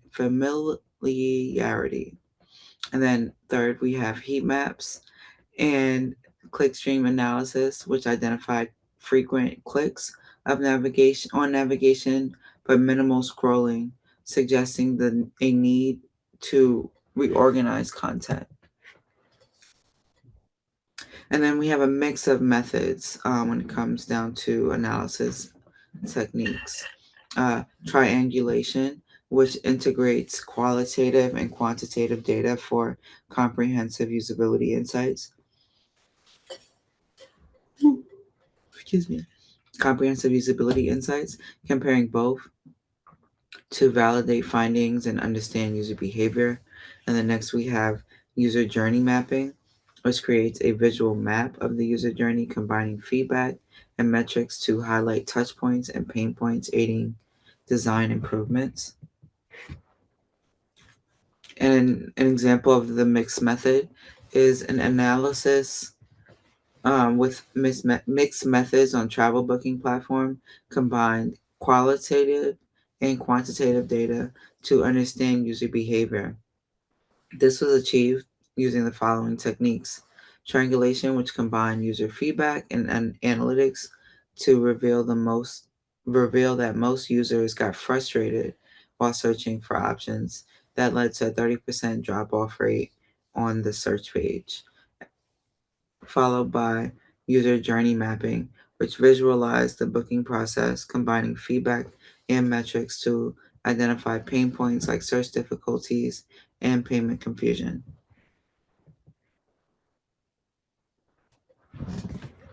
And then we have another quick check. This time we are going to imagine we are a UX designer analyzing, we are UX designers, right? So we are UX designers. We're going to imagine that we are analyzing data from a usability test for an e-learning app. Users often pause during the quiz feature, and heat map data shows most engagement on the lower half of the quiz screen. Which technique would best help you understand these issues?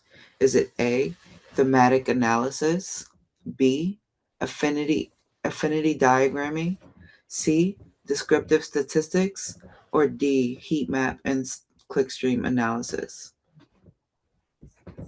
All right, let's uncover that. So the reason why the answer is A, thematic analysis, is that thematic analysis is the best technique here because it helps you interpret qualitative insights from the usability test, specifically understanding why users are pausing or interacting more with the lower half of the screen. While uh, heat maps and clickstreams data shows what users are doing. Thematic analysis helps uncover patterns and reasons behind their behavior by analyzing user comments, think aloud feedback, and and interview data. Are there any questions about that?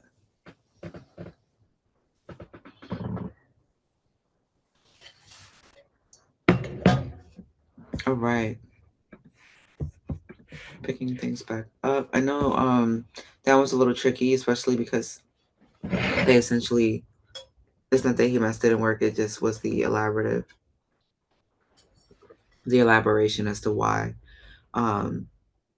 thematic analysis was correct. And then we're going to get into generating usability reports with tools.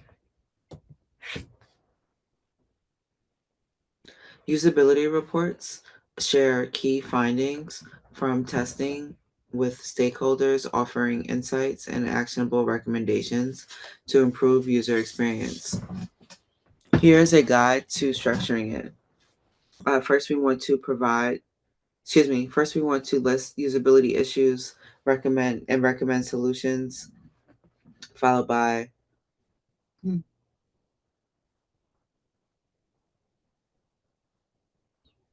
highlighting positive observations and summarizing a conclusion. And then next we have include appendices, present key findings, describe methods used for data collection, define objectives and scope of the usability study, and then last but not least, we have to provide an executive summary. Visualizing data for clear reporting. The methods mentioned help illustrate user behaviors and issues, making data easier for stakeholders and to understand and act on. First, we have heat map. Next, we have graphs and charts. And then last but not least, we have session replays.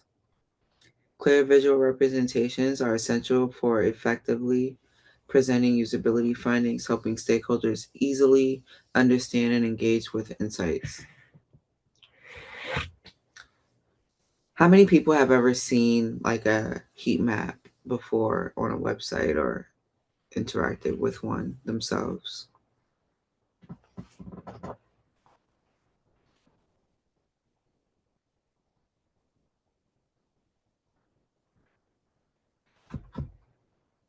No one? They're kind of like a weather map if you ever like watch the news and see the weather forecast. It's kind of like a weather heat map in a way, but this is just tracking movements and interactions on a certain site or platform. The purpose is to show where users show where users click, scroll, or hover most frequently. The types are click heat maps, scroll heat maps, and hover maps. Their best use is to identify navigational issues, analyzing content, visibility, and understanding interaction patterns. And next we have graphs and filters. They present quantitative data such as success rates, error rates, and task completion times in a digestible format. These types include bar and line charts, pie charts, and histograms. Best uses are summarizing complex data for easy comparison and highlighting trends or patterns.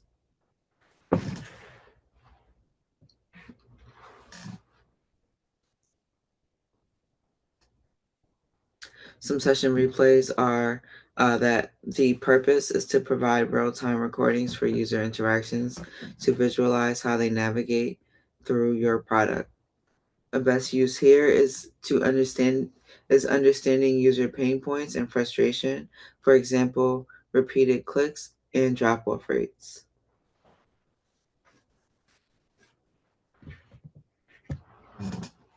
Some usability reports for stakeholders in the presentation are it is crucial for gaining buy-in and driving actionable changes. To communicate findings in a compelling and strategic way, consider the following approaches. One, tailor your presentation, structure your presentation, use visuals, highlight business impact. It's very important. And then keep it concise. Especially on your screen, people want things that they can easily digest and grab versus having to read long paragraphs and long presentations. And then facilitate discussion. Provide a summary report. And then next, we're going to hop back into Maze. And then this time, we're going to be following the exact path to conduct usability testing. So just pulling us back up. All right. So I'm going to start a new study. And this time, and feel free to pull up your apps. And I feel like this time, maybe I can switch it.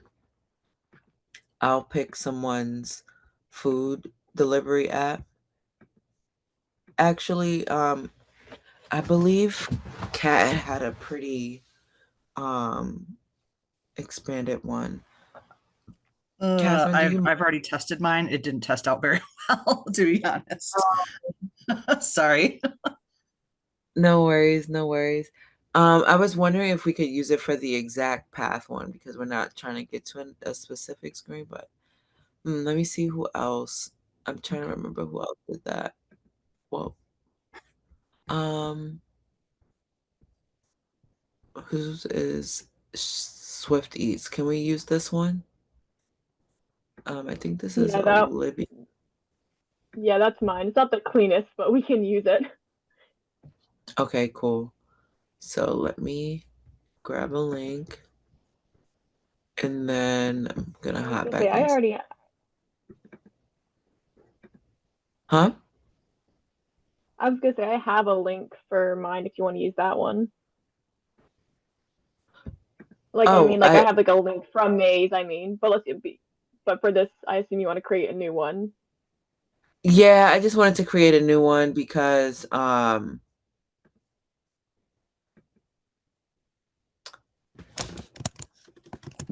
it's a different pathways.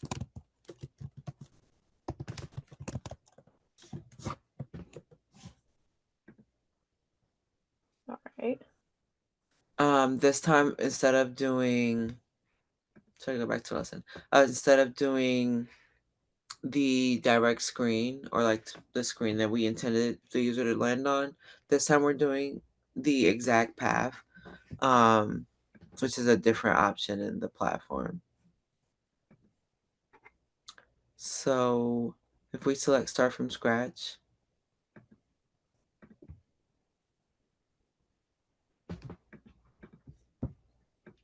we can just press create.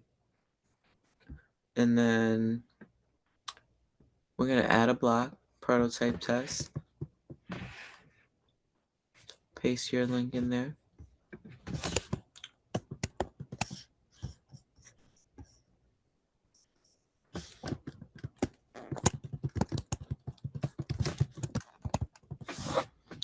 All right. And then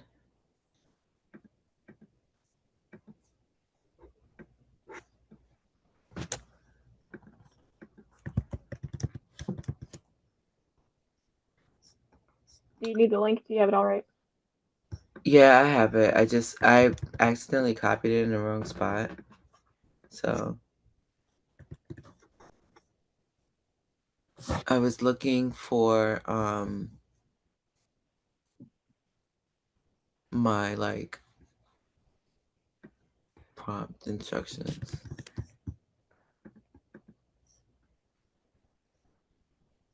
All right. I mean, we got this error before, but it's all right for now. I'm gonna import that anyway. I'm just changing the task. Determine the user experience on the app. And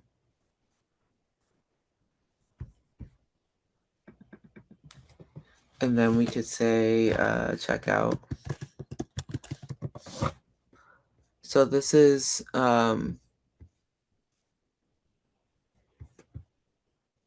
okay. So this is where we select to either, last time we did our success criteria based off of a goal, which is landing on a specific screen or interacting with a specific screen. But now we're going to follow an exact path. So our first screen is our home page right here. And then we can click through the prototype to determine what we want our, like, how we want the sequence to be.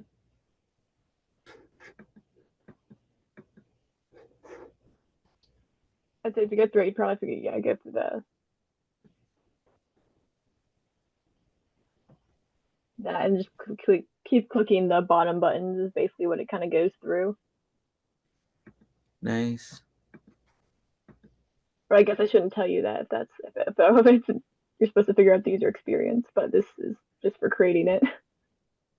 No, I understand. So after we develop the success criteria and click through the prototype to like sync it up, so clicking through the prototype and then in the preview tab to define the path,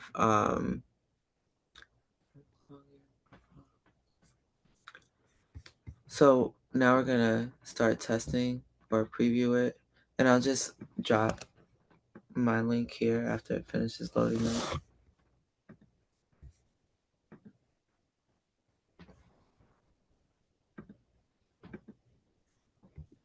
Oh, it gave me an error.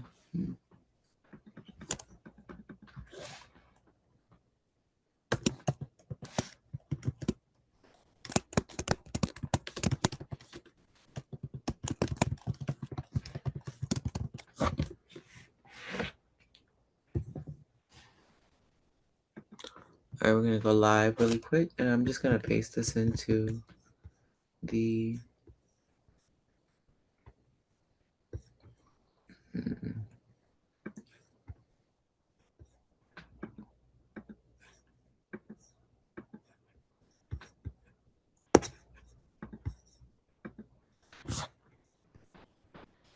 hold on 1 second. Trying to. Okay, here's the link. Got that. There you guys go. And then hopping back through the demo.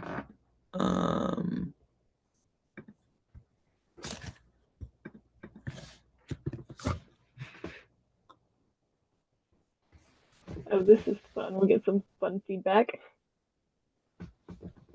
Yeah. So determine the user experience of the food delivery app.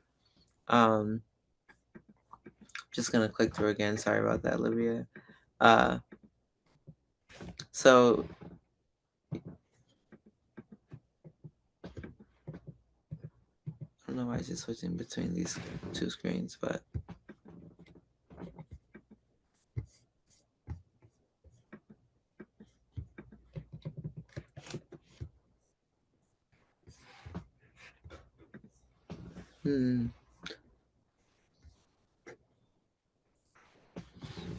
that one was just kind of making me toggle between those two screens. I'm not sure why.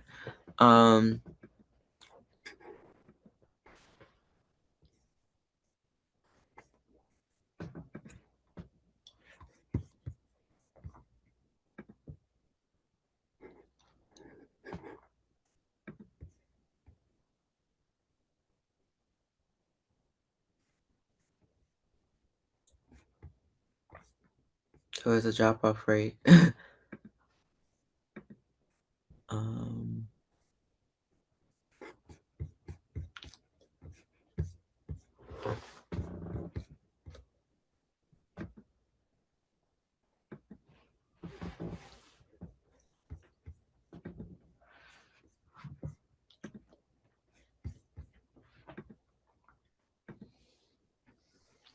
I'm not sure what I did wrong here.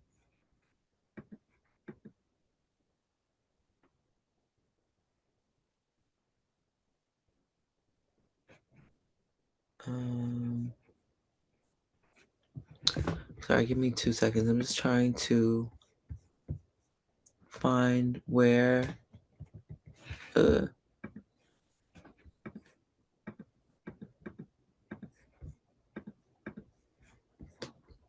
trying to find where I can open this up again at. Share.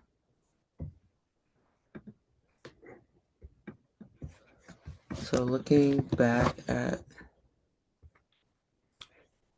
the link.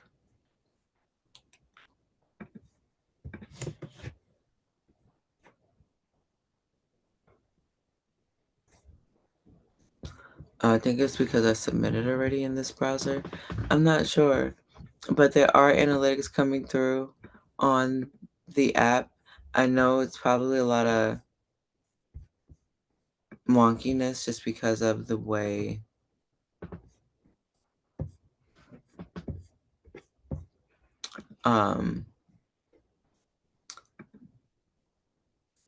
I know, like, it, well, correct me if I'm wrong. Olivia, you prototyped yours, right? I did prototype it just for like just the simple stuff like clicking through it and then the one sidebar that comes out, but there isn't like a ton in there, but it's mostly just click through prototyping. I got it. No worries. I just wanted to know.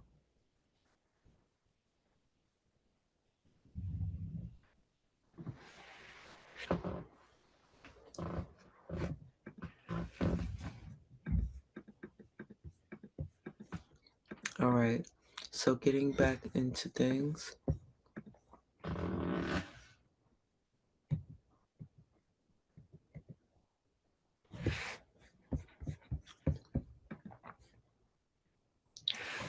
All right. Oh.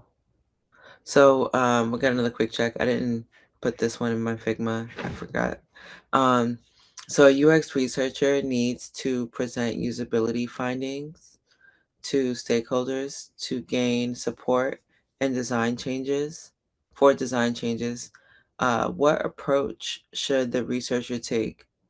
Is it A, present all all technical details without linking to business impact, use visuals to highlight key insights and business relevance, deliver findings casually without a structured approach, or list issues without providing actionable recommendations.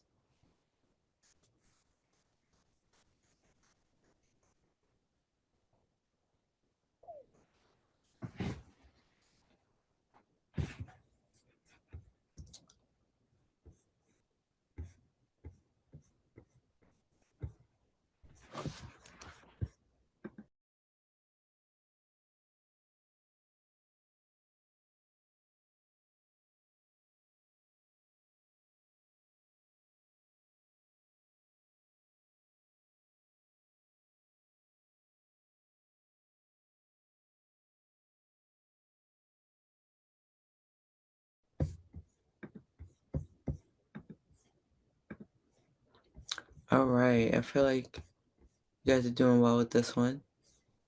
The answer is B. We use visuals to highlight key insights and business relevance. An explanation for that is presenting usability findings to stakeholders. The goal is to communicate insights clearly and persuasively, not overwhelm with technical details like visuals or using visuals, charts, screenshots, user quotes, journey maps, and conducting findings to business goals or impact is more helpful for stakeholders to quickly grasp why design changes matter and encourages buy-in for improvements. Any questions there?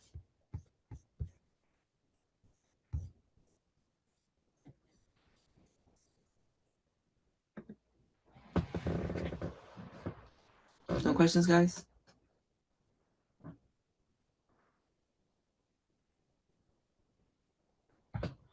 All right.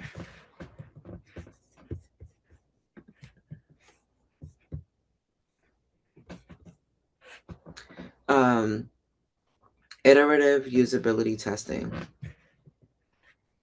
Iterative usability testing is a crucial process for enhancing user experience through continuous feedback and refinement.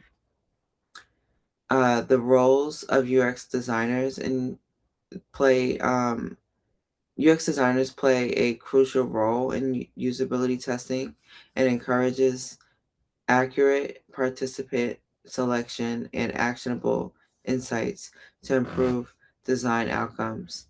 UX designers are, UX designers contribute to this process by one, defining the audience, identifying key users using demographic, age, location, and behavioral criteria like habits and performance. Habits and preferences. Uh, creating screening questions to develop. Develop screening questions to ensure participants match the target user profile. Collaborating with marketing teams. Work with marketing teams to leverage audience data and refine testing segments.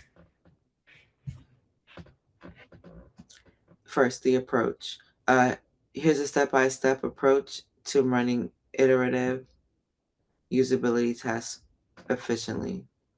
First, we have defined clear objectives, like set goals, like validating design concepts or improving navigation, and choosing metrics like success rate or error rate to measure usability. Plan and prepare for testing. Next, we want to develop prototypes and recruit diverse participants. Design realistic test scenarios that align with your objectives.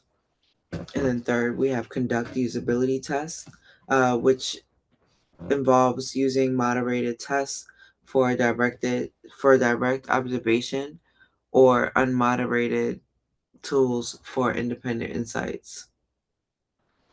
Both methods provide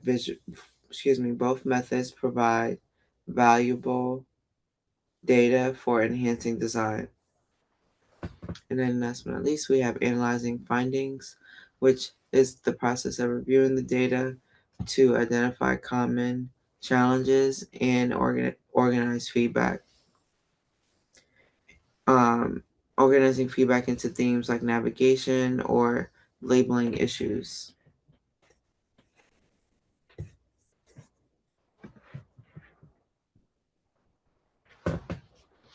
Some benefits of iterative usability testing are user-centric design. It ensures design decisions are based on real user experiences. It also includes reduced risk of. All right, we have one more quick check. This quick check goes over We're a UX researcher working on a new fitness app. After testing, users mentioned difficulties with navigation and unclear labels. What's the best next step? Is it A, make all changes immediately? B, use an impact versus effort matrix to prioritize issues? Or is it C, skip analysis and test again? Or D, log findings without changes? Yeah, guys. All right. So the answer is B as well. Use an impact versus effort matrix to prioritize issues. The explanation behind that is that after identifying usability problems like navigation difficulties and unclear labels, the next step is to analyze and prioritize them before making changes. An impact versus effort matrix helps you determine which issues will have the greatest effect on user experience and um, will be will be the least amount of development effort. This ensures design resources are used effectively and improvements are strategically implemented. Um, Inclusive design for advanced application. So inclusive design for advanced applications. Uh, Design ensures that digital products are usable by the widest range of people, regardless of ability or background. Key principles include consider diverse needs, design with a focus on accommodating various physical, cognitive, and sensory abilities. Offer flexibility, enable user customization such as adjusting text size or modifying color contrast to enhance accessibility, ensure ease of use, simplify interactions, and provide intuitive guidance, clear error messages, and meaningful feedback. And then we have use accessibility tools. Use accessibility tools like screen readers, color contrast, analyzers, and keyboard navigation. And then next we have design for multiple disabilities, design for visual, hearing, motor, and cognitive impairments. Applying WGAC and dynamic systems. The Web Content Accessibility Guidelines provide, otherwise known as WCAG, provides a set of comprehensive standards to create accessible content, focusing on key principles. Um, it's perceivable, making content adaptable and distinguishable. For example, providing text alternatives for images. It's operable, ensuring users can interact with the interface using multiple input methods like keyboard navigation. It's understandable to make text instructions and interactions easy to comprehend, as well as robust, supporting assistive technologies and providing compatibility across various platforms. Um, Introducing WCAG levels, the Web Content Accessibility Guidelines are a set of global standards aimed at making digital content accessible to everyone, including individuals with disabilities. Below are success criteria that um, and levels that ensure inclusivity for diverse user needs. Level A is basic accessibility standards. Level AA is enhanced usability and inclusivity. And AAA is advanced standards for comprehensive accessibility. Level A example is X, formerly known as Twitter, lets users view alt text on images and GIFs by selecting the alt button um, with or without a screen reader. For AA, Airbnb improved color contrast and text resizing to meet to meet WCAG AA standards and enhancing usability for travelers in all environments. The text in the search fields, for example, where check-in date and more appears to have sufficient contrast against the white background. A AAA example is BBC achieved WCAG AAA compliance with sign language videos and high contrast designs, improving accessibility for visual and hearing impaired users. So some of the criteria for WCAG outline actionable requirements to create accessible and user-friendly digital interfaces for diverse audiences. Here are some of the success criteria for each WCAG compliance level. First, we have A. Of course, the criteria for that is text alternatives for non-text content, functionality, accessible, make sure functionality is accessible via keyboard, and then clear navigation and identifiable page titles. AA is a contrast ratio, at least 4, 5, and 1 for text and images of text, 4 and 5 for text and images of text. And then text is reusable up to 200% without loss of content or functionality. Resizable. Consistent navigation input labels provided. And then for AAA, we have contrast ratio of at least 7.1 for pre-recorded media, and then mechanisms to prevent errors in data entry, such as input validation and confirmation. The impact of WCAG on user experience. The impact extends beyond compliance, enhancing usability, accessibility, and overall satisfaction for all users. It removes barriers for users with disabilities, enhances usability for broader audiences, including those in diverse contexts, example, noisy environments or low light conditions. It also improves overall user satisfaction by creating seamless and frustration-free interactions. And then next we have Apple's Apple's voice over screen. Screen reader not only supports visually impaired users, but also enhances hands-free usability for broader audiences.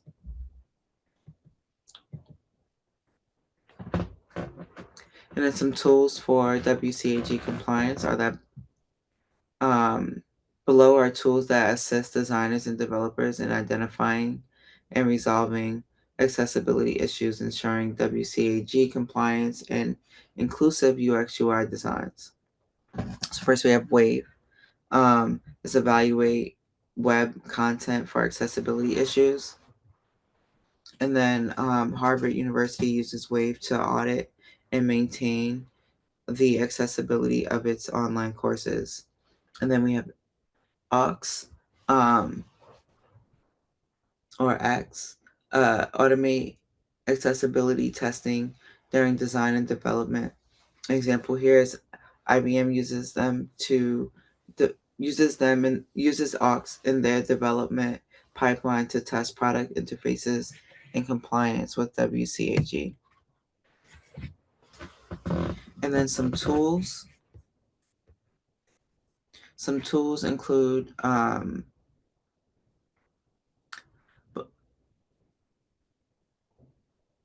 color contrast analyzer, which verifies the text and background colors meet WCAG contrast ratio requirements. An example there is Adobe XD integrates it during prototype testing to ensure accessibility in UI designs. And then next you have Figma. Figma plugins for accessibility. Plugins like Contrast and Stark ensure contrast, color contrast, and accessibility compliance during design. For example, Spotify's design team uses Figma plugins to test and refine UI components for better accessibility.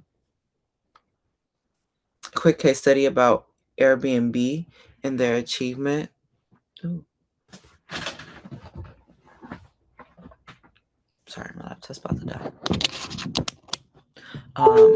Quick case study about Airbnb and how they achieve accessibility through WCAG compliance.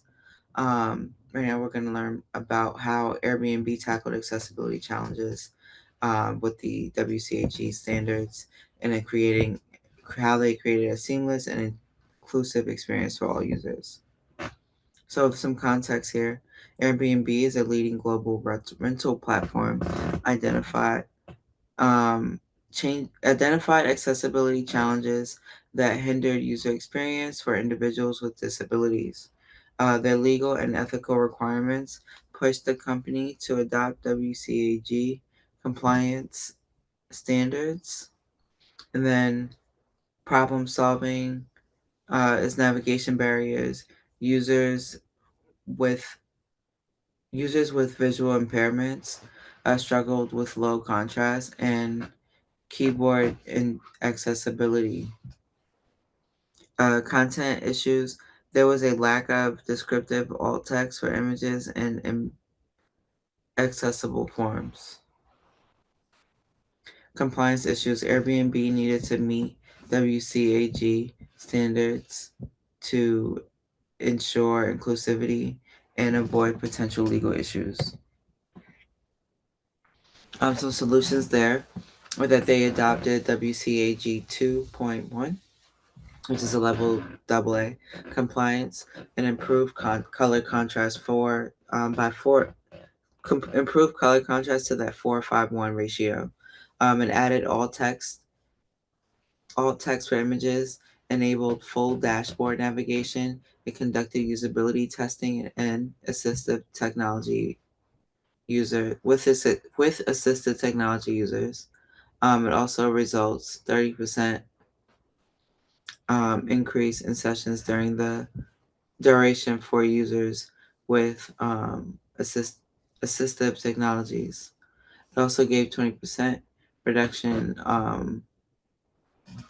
reduction in bounce rate for users with disability and enhanced brand reputation as an inclusive platform. Key takeaways here are that for UI UX designers, integrating with WCAG principles early and into iteratively ensures accessibility and improves user experience for all. Usability evaluation and testing. So an introduction to usability inquiry techniques in UI UX. And just to confirm, everyone can see my screen, correct? All right, and a quick recap of what we went over last week. Usability testing tools play a crucial role in understanding how users interact with products, spotting usability challenges, and enhancing the overall user experience. A usability report shares key findings from testing with stakeholders, offering insights and actionable recommendations. These recommendations improve the user experience. Last but not least, we also learned that iterative usability testing is a crucial process for enhancing user experience through continuous feedback and refinement. And today's Engage and Think is pretty brief. Have you ever left a website or app because it was too difficult to use? What frustrated you the most? Feel free to take a second to think about that and then unmute and share if you would like. Just to answer Anushka's question, I feel good. I'm also a bit tired from the gym, but like I said, I will be going again after class. Pretty disciplined in that way. And I guess I'll go first. As far as a website or app that I felt was difficult to use, I feel like I'm constantly downloading new apps to see how I like them. One app in particular that I was using, there was a fitness app that I had downloaded, and it was just what's the word? Because I think it could be a factor of the gym that I was in as well. But every time I would go to the gym, it would like freeze or glitch every time I was trying to like see certain movements or exercises because they gave a video explanation of like what the movement was. But oftentimes when I'm at the actual gym, I wouldn't be able to see it. So I really just didn't like that factor, and so I just stopped using it. Um, and I know that's like a pretty like simple reason because outside the gym it was fine, but if I can't use it in the facility that I'm in, um, then it kind of just makes it not worthwhile for me. Does anyone have like a different story or something similar? So moving on, today's learning objectives are that by the end of this lesson, you will be able to identify core usability inquiry techniques for evaluating user experience during product development. Design is a Design a user feedback survey to gather qualitative data for improving product usability. You'll also be able to apply user interview techniques to gain detailed insights into user behavior and preferences, and as well as analyze focus group discussions to extract actionable themes for enhancing product usability. So first, the introduction to usability inquiry techniques. Usability evaluation types. Here are some common techniques used in different usability evaluation types. First, we have just going from left to right, usability inspection and usability testing. Once you get into usability inquiry, we're now focusing more on surveys, interviews, and focus groups. We've already explored testing and inspection in previous lessons. In this lesson, we'll just mainly focus on the inquiry techniques. What is usability inquiry? It gathers user feedback to improve design. It involves collecting qualitative and quantitative data to identify usability issues and enhance user satisfaction. Some core techniques are surveys, interviews, and focus groups. So going from left to right, here are three essential techniques to gather user feedback during usability evaluation phase. First, we'll go over the technique, the purpose, and how it works, and then give an example. So starting with surveys, the purpose is to collect quantitative and qualitative feedback from a large audience. How it works is that users answer structured questions, including rating scales and open-ended queries. An example of that is a net promoter score, otherwise known as NPS. How likely are you to recommend our group? Responses might highlight navigation issues. For user interviews, the purpose is to gain an in-depth understanding of individual user experiences and pain points, while how it works is to conduct one-on-one conversations to explore specific challenges or preferences and details. An example is that after low NPS scores, interview users interview users to discover they they find the app's bill payment feature hard to locate. So, if you're if you're getting a past due notification or a late payment notification and you're trying to pay that particular bill, being able to locate that easily is pretty important. And then focus groups. The purpose of focus groups is to gather diverse opinions through group discussions to explore broader user needs and preferences. It works. How it works is it's a facilitation discussion with multiple users, a facilitated discussion with multiple users, where to collect collective feedback and identify common themes. So just to like reword that a bit, it's facilitated or hosted by the research team. Usually, one individual would be essentially the speaker or the host, and they would facilitate a discussion with more than one person, multiple users, to collect their feedback. And then they gather this feedback, similar to what we discussed during the research portion of things. But they gather this feedback, synthesize it, and find common themes that based on the group's feedback. An example of that is a focus group reveals that users want a simplified layout and customizable options for the dashboard. Some techniques and research questions. Before learning about surveys, it's essential to understand the difference between qualitative, which is open-ended, and quantitative, which is structured research questions to ensure you select the right approach for data collection. Qualitative research questions tend to be open-ended questions. They aim to explore how and why people think, feel, or behave, and then methods include interviews and focus groups. It's allowing thus allowing for in-depth responses and storytelling. And then questions.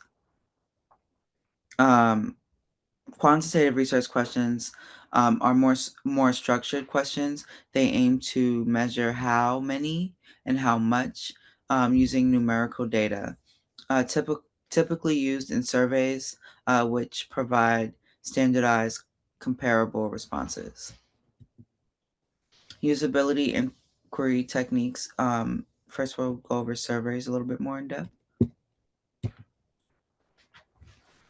Designing a user feedback survey for a mobile app. And this is discussion. Imagine a survey as a focused conversation with a varied group of individuals. Its purpose is to gather meaningful, actionable insights to make it easier. Let's break down the process step by step using a familiar context and clear problem statement. So the context is you are part of a design team working on FitTrack, a mobile app that helps users track their workouts, log their meals, and set personalized fitness goals. Recently, user engagement has dropped and App Store reviews have become mixed. Your task is to design a user feedback survey to uncover pain points and gather insights for improvement. Your problem statement is your team needs to design a survey that will help gather feedback from FitTrack's users to understand why engagement is declining, which features users find valuable or frustrating, and then what improvements or new features users would like to see. Step 1 would be defining survey goals. What specific insights do you hope to gain from this survey? How will these insights influence the next steps in your design process? And then step 2 is identifying the target audience. Who should be surveyed? Should you target all users or only those who have recently stopped using the app? Step 3, crafting effective questions. What types of questions should be included? For example, multiple choice, open-ended, rating scales. How can you ensure that your questions are clear, unbiased, and relevant?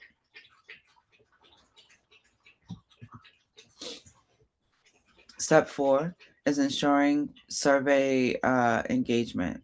How can you encourage users to complete the survey? What strategies can can you use to keep the survey short but informative? And then step 5 is testing and distribution. How will you test the survey before sending it to a larger audience? Through which channels? Is it face-to-face? Is it via email, telephonic, which is on the phone, or online?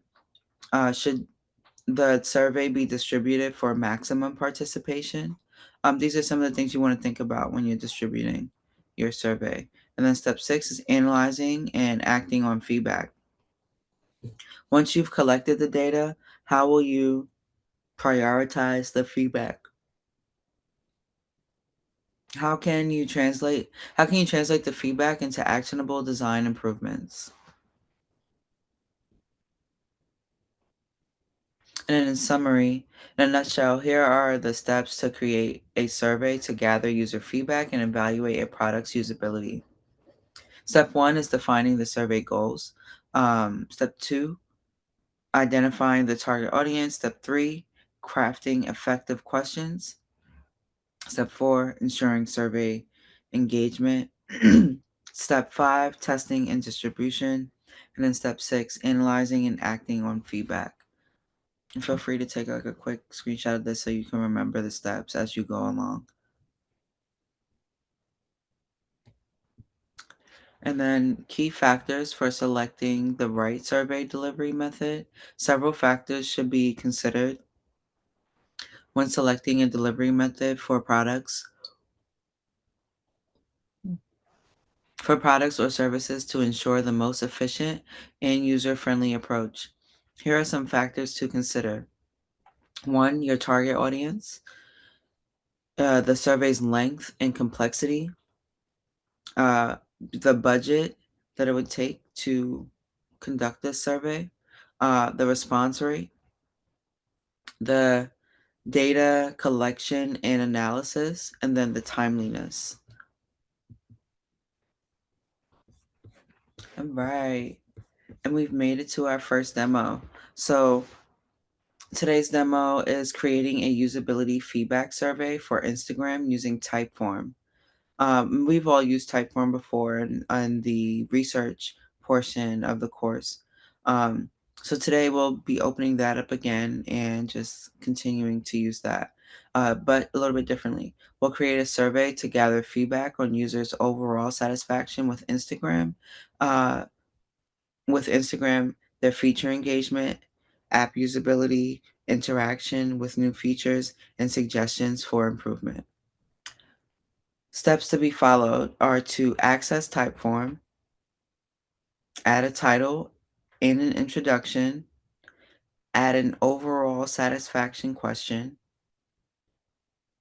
add a feature usage question, add a navigation usability question, and then add a question about engagement, as well as an open-ended question for feedback. Last but not least, we'll preview and test the survey.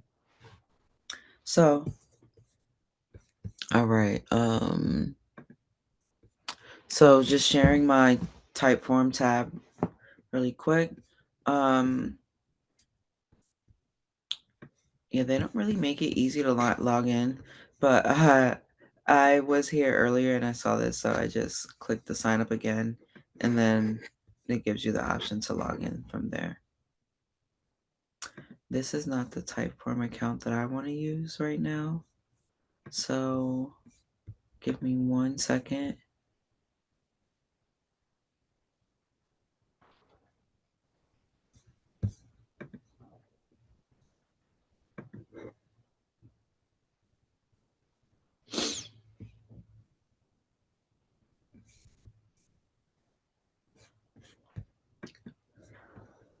All right.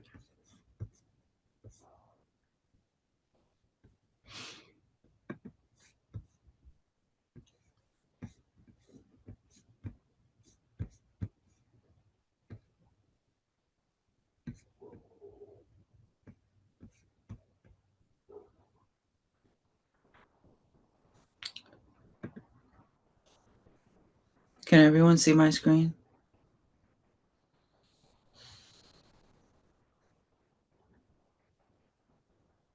Yes, we can. Okay, awesome.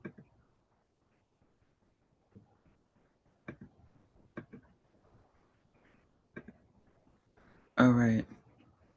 Ooh. So, if everyone is already logged in to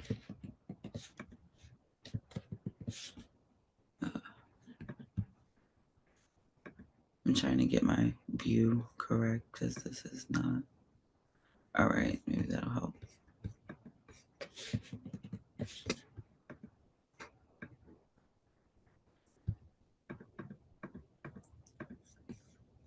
Okay, I don't know why it's not letting me scroll.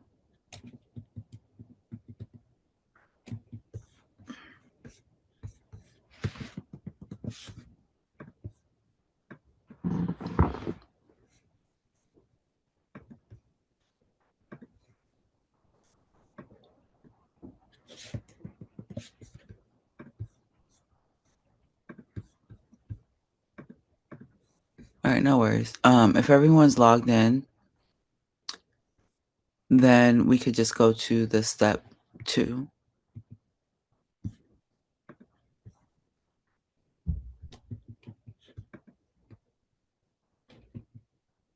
So step 2 is to create a new form to start a new survey.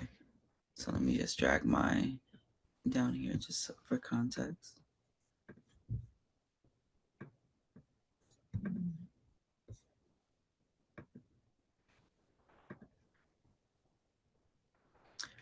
And then once you create a new form,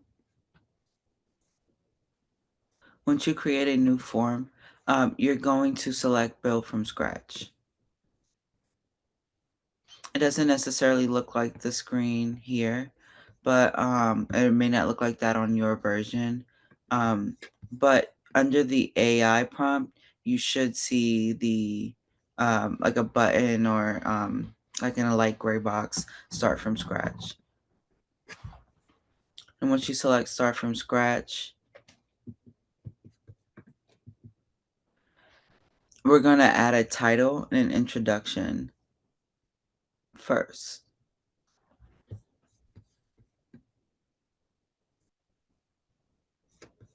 You can I see they chose to add a statement as their title introduction. You can either use that or a welcome screen if you so choose, either the statement or the welcome screen. The statement clearly explains the purpose of the survey and encourages users to provide honest and valuable feedback. And I'm going to paste some text into the chat just so we can go through it just a bit quicker. But essentially,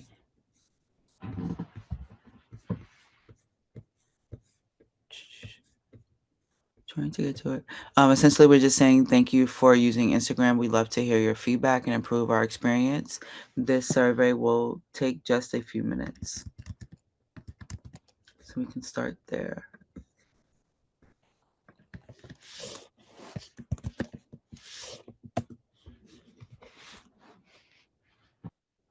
And then before we get to step 3, I just wanted to temperature check. Is everyone following? Is everyone okay?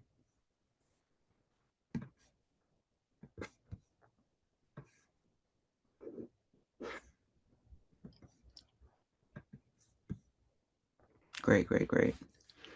Thanks, guys.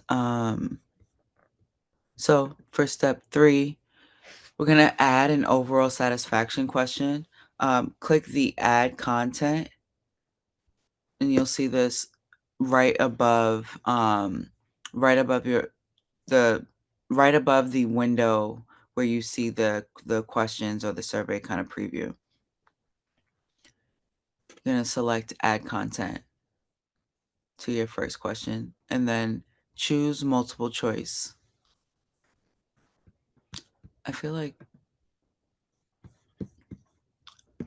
just from my in your experience right now, I'm gonna just switch to the to Acrobat really quick just to display the PDF. So you're going to choose multiple choice. Can everyone see my screen just to double check? Yeah, we can. Okay, great, great, great.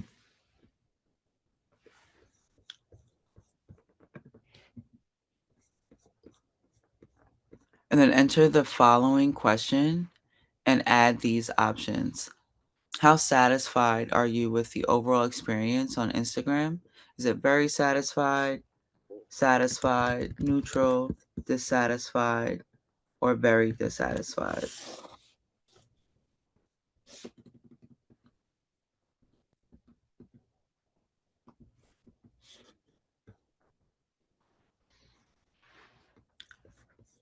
And I just pasted that into the chat. So no worries about typing it yourself. Just make sure you're setting it up similar to the way this screen displays.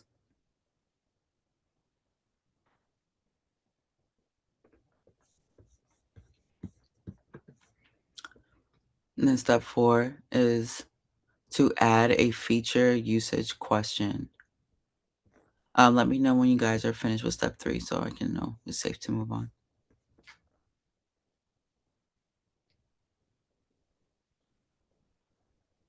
Okay, great.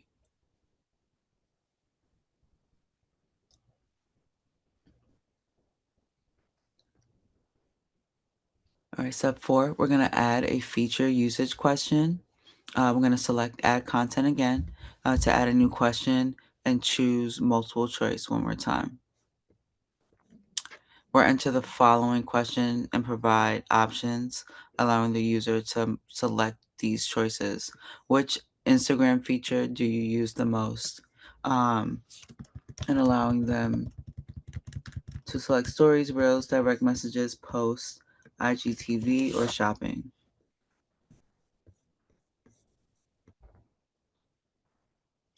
All right. And hopefully everyone's done with step 4. Can I get a thumbs up?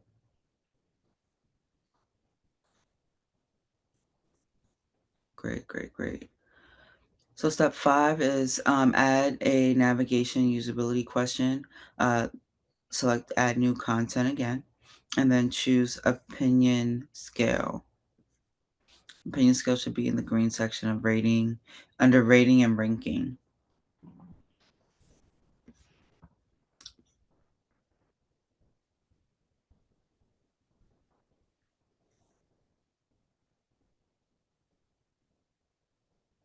And then we're gonna enter the following question and create a scale from 1 to 5. So once you select that, paste in the question in again into the chat. How easy is it to navigate the Instagram app? 1 being very difficult, 2, 5 being very easy.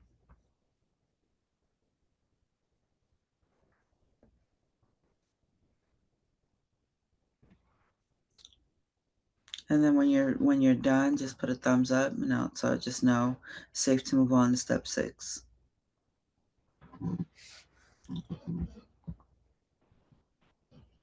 We're flowing through this one pretty smoothly. And at the end, it'd be nice to see a couple, how you may have created it, if you care to share.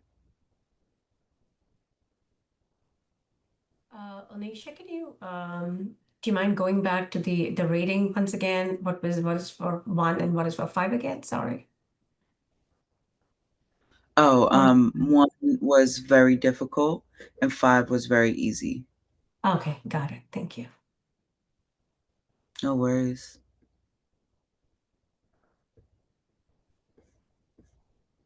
Of course, 3 was neutral, just FYI there.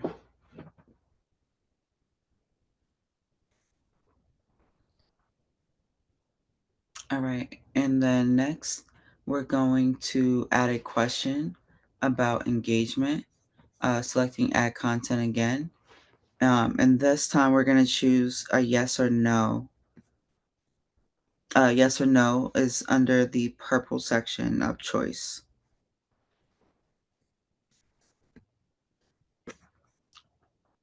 And then next we're gonna enter the following question. Pasting it in the chat now. Have you used Instagram's newest features like Reels, Remix, and collaborative posts? And then they can answer yes or no from based on that.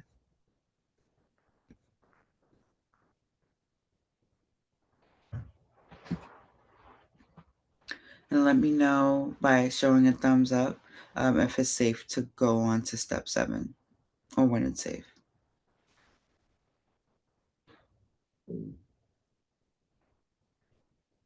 Okay, cool. Step 7, we are adding an open-ended question for feedback. So once again, select your add content, and then this time select long text question for detailed feedback. And then you can find the long text question, option under text and video. You're going to start by entering the following question. What's one thing you would like to see improved on Instagram? And I just pasted that into the chat as well.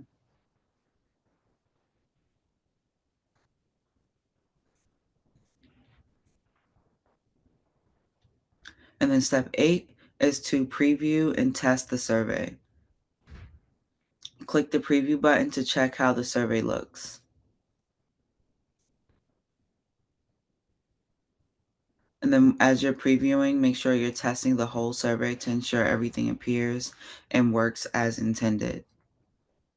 By following these steps, you have successfully created a post survey for Instagram using Typeform.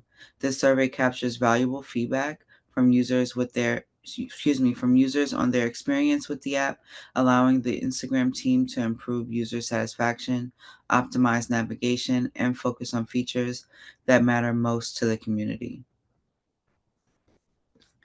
And then getting back to my main screen.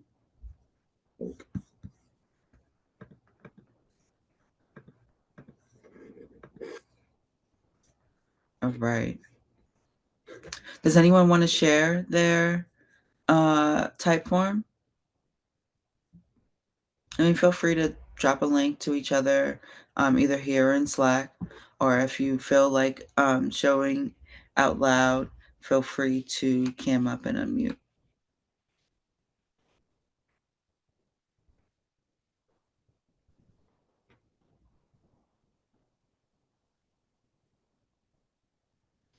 I just went ahead and shared mine. It's exactly what you had typed out. I just went ahead and changed around some colors to make it look more Instagram-y. Oh, cool.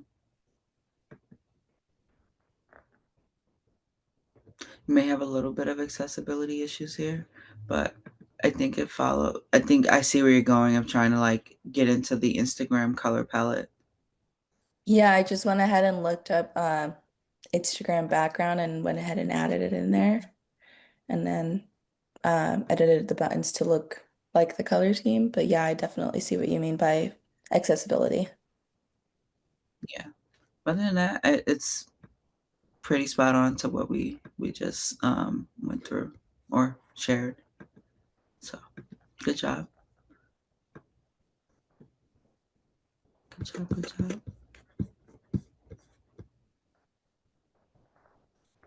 And thanks for sharing. And if anyone just took, oh, I have to make a selection. Okay, great. That's a good point that just to bring out. I did notice that it didn't necessarily tell us to make certain fields required, but when you are making certain surveys, certain fields will be required in order for the users to move on to the next step. So make sure you're catching that as well.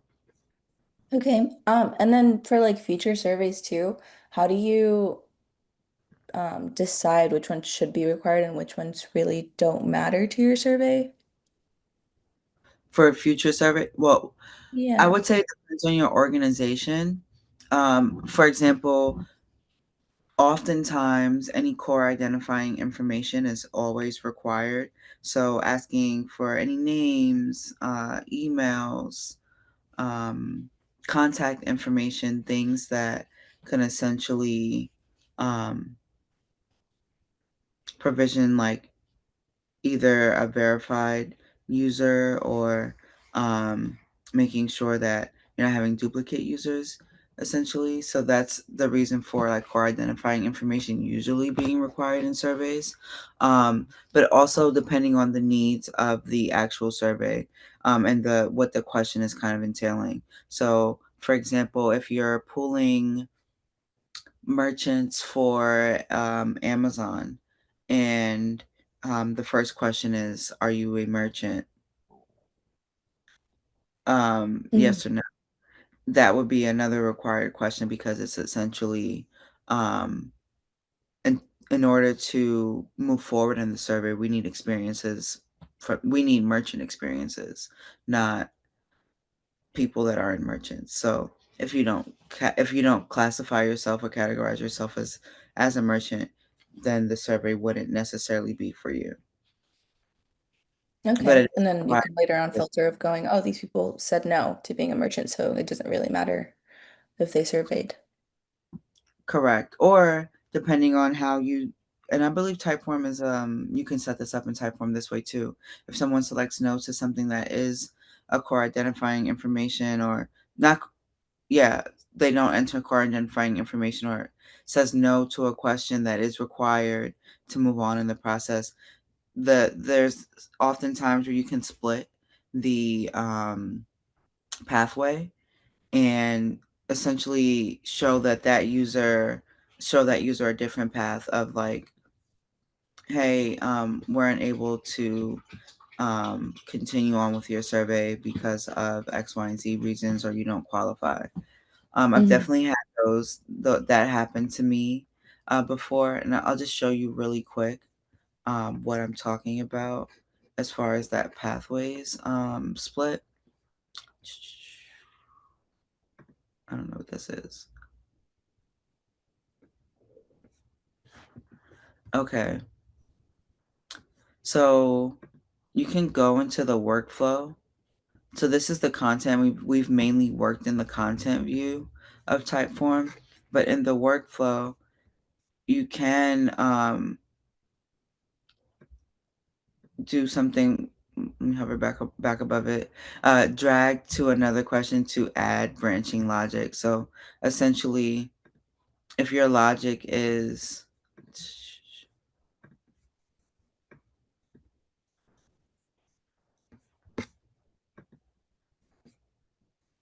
all right, so if it's based on selection, right?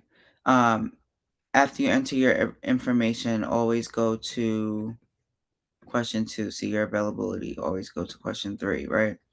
But say you get to question 2, and I'm asking, are you available on this day at this time?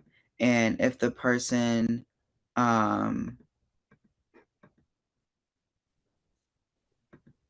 if they, excuse me, I asked to select, this is a survey that I was putting together about availability. And if I ask the person to select their availability, right? And I'm mainly looking for people that are available on Friday, right? But anyone that selects, if your availability is Wednesday, then you go to the next question, right? Then you go to question 4. Add condition. And if your availability is Saturday, excuse me, no, that's wrong. If your availability is Friday, then go to question 4. Or if your availability is Wednesday,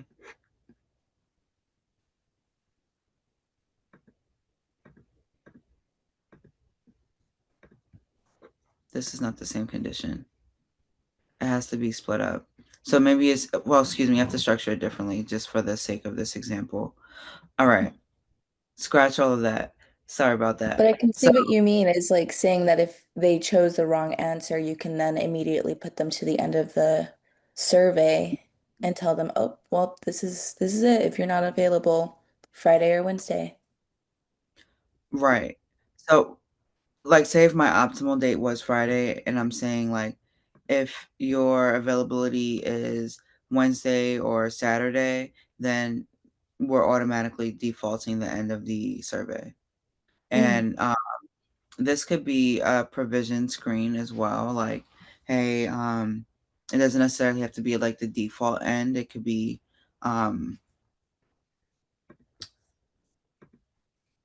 just for context.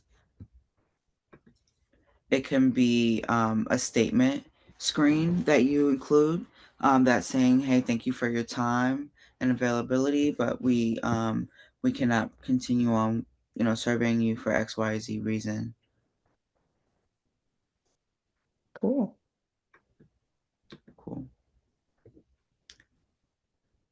I know that was a bit wonky at first, but did that clarify things?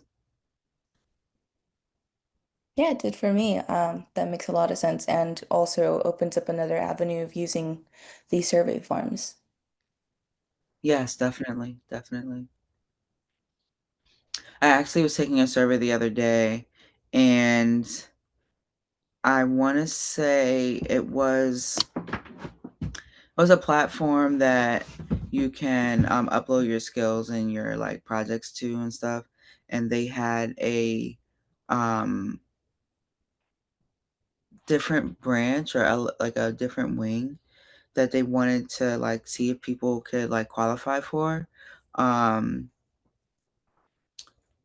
and I tried to qualify, but I wasn't on the platform long enough, or I hadn't been using the platform long enough to qualify. So once I selected how long I've been using the platform, it kind of like just kicked me out of the survey and just said, "Hey, thank you for your time, but unfortunately," and it told me right away, like as soon as I pressed the answer, I said, "Yeah, unfortunately, we cannot continue with your survey."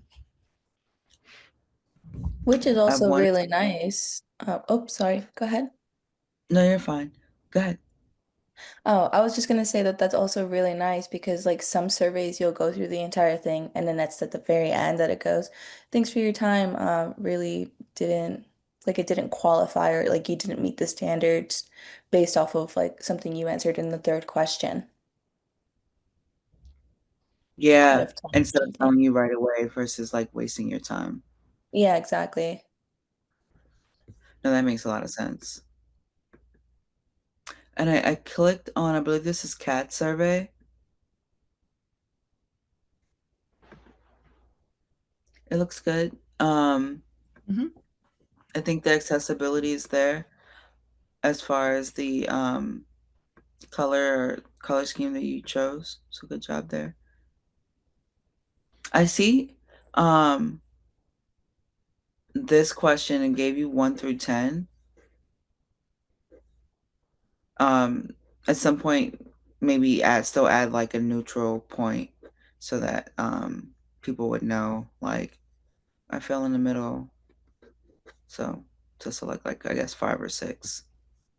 But that was pretty much all I caught.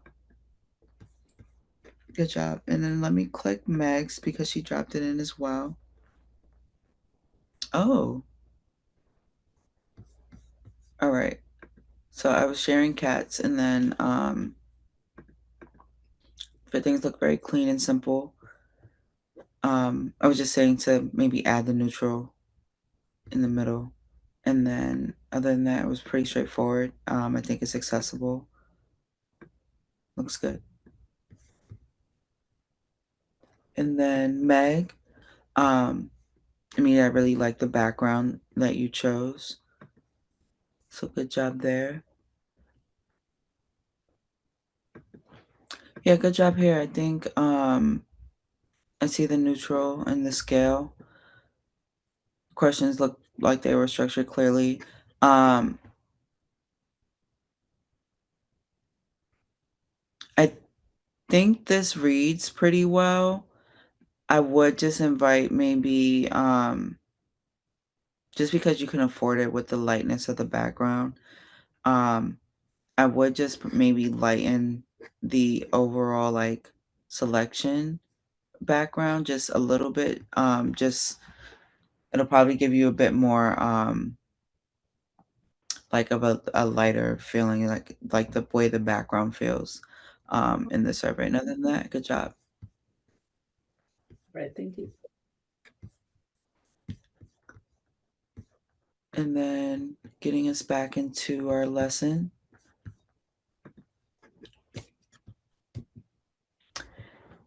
Next, we're going to go over interviews.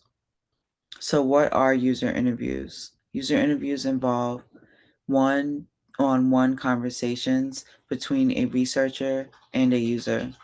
The primary objective is to gather detailed feedback and understand the user's perspective regarding a product or service. The format of user interviews can be classified into 3 broad categories, which are as follows.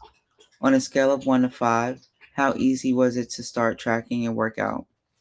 And it's a structured interview. It's a predefined set of questions asked in a specific order. And then if someone were to say, can you walk me through how to start tracking a workout? What would have made starting the workout easier for you? This is a semi-structured interview.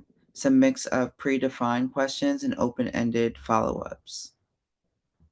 And then third, if you were to say, tell me about your experience using the workout tracking feature. What did you like most about tracking your workout? This is an unstructured interview, conversations without a list of questions, allowing for natural flow and in-depth exploration. And the purpose of user interviews and product evaluation. They are essential for gathering qualitative insights that guide product development. Conducting user interviews to assess products is crucial for understanding user needs and goals. As far as understanding user needs and goals, we want to begin by identifying pain points, uncover challenges users face to enhance product alignment with their needs. Next, we want to clarify goals, understand what users aim to achieve, guiding design and functionality. And then next, you want to gather contextual insights by exploring user context. You learn the environments in which users engage with and product for tailored features. And then next, you want to identify usage patterns by optimizing workflows by understanding real life interactions with the product. And then next, you want to validate product features, feature relevance, assess if existing features meet user expectations. You also want to prioritize enhancements by discovering which features are most important to guide development priorities.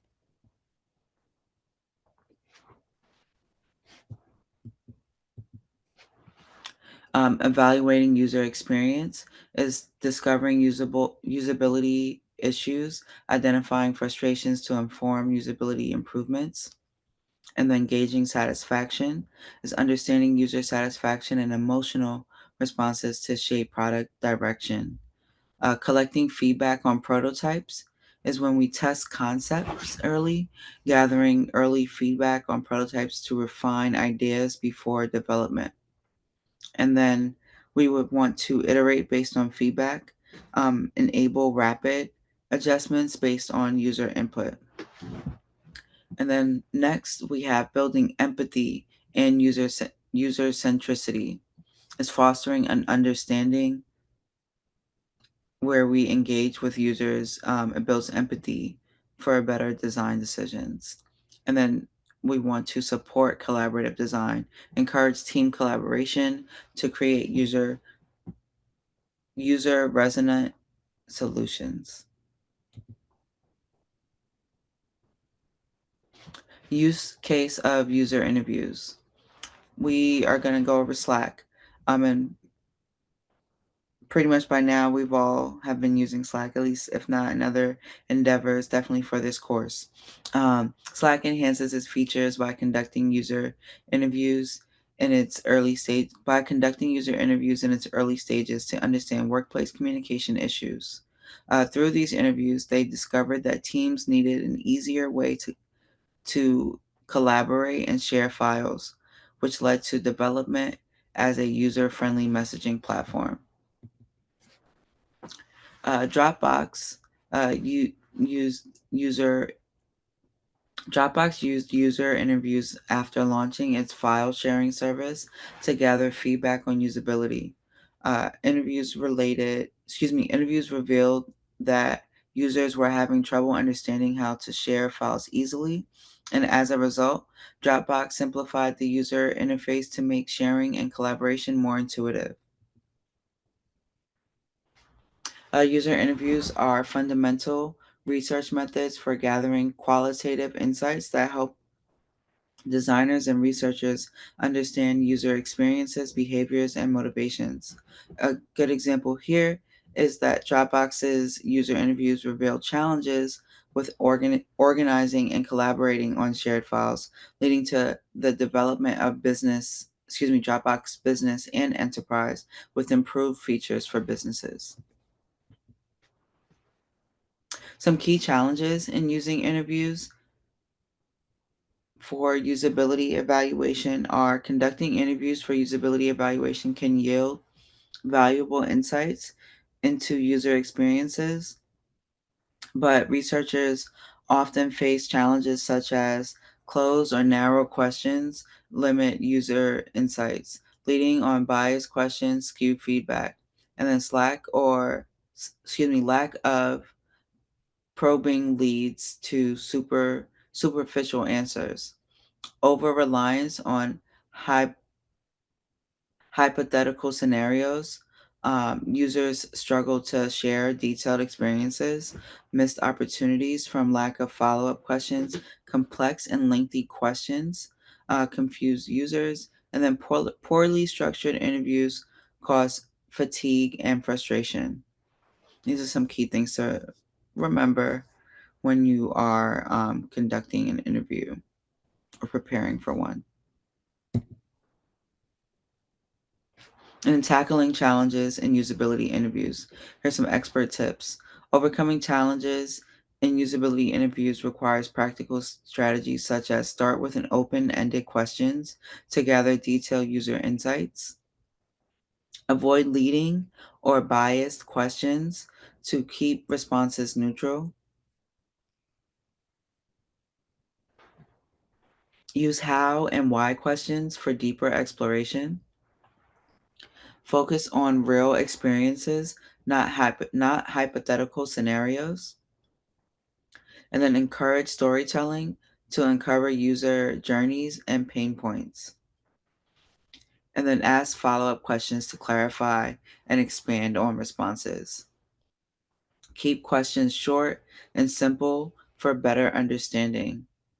And then structure questions logically to ensure a smooth interview flow. All right. And we are on our first question. A gaming company wants to understand player a gaming company wants to understand player satisfaction with new features. The researcher has a few prepared questions like, how do you feel about the new reward system? But allows players to share. Let me read from the actual thing. I think I messed that up. Ask questions like, how do you feel about the new reward system? But allows players to share their own thoughts and adds follow-up questions based on their responses. Which type of interview format is being used? Is it A, structured interviews, B, semi-structured interview, or C, unstructured interview? Okay, we have a variation of responses. I see how many people, by show of hands, how many people say the answer is C? Yep, the answer is B. So B, semi-structured interview, and here's why. The researcher has prepared questions. This rules out unstructured. The researcher also The researcher allows players to share freely and adds follow-up questions. This is key to a semi-structured format. And then a structured interview would stick strictly to a script with no deviations. So,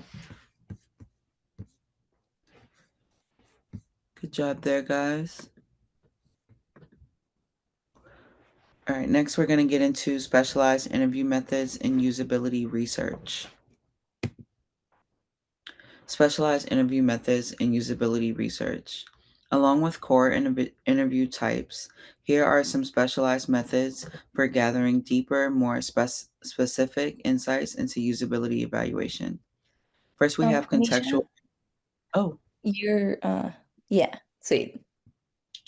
cool. Just to bring us back a bit, I was going over specialized interview methods and usability research. So, along with core interview types, here are some specialized methods for gathering deeper, more specific insights into usability evaluation. First, we have contextual inquiry, uh, retrospective interviews, and then comparative interviews. What is contextual inquiry? It is a method that involves observing and interviewing users in their natural environments while they perform real tasks. And then this example is saying, can you show me how you export this type of data? And then ways to conduct contextual inquiry. Imagine you're designing at WhatsApp and you want to evaluate the app's usability through contextual inquiry. Here's how you can conduct it effectively. 1. Observe the user in real time. Watch how the user interacts with the app during their typical workflow. And then ask open-ended questions. Ask questions like, why did you use the search bar instead of scrolling? To understand their thought processes. And then last but not least, you want to document actions, challenges, and feedback. You want to record observations systematically using a table for systematically using a table for clarity. And next, you want to be a passive observer. Avoid influencing the user's behavior. Only ask for clarification when necessary. And then analyze your notes post session. Look for patterns, reoccurring challenges, and insights that could highlight usability issues. Translate insights into actionable design changes.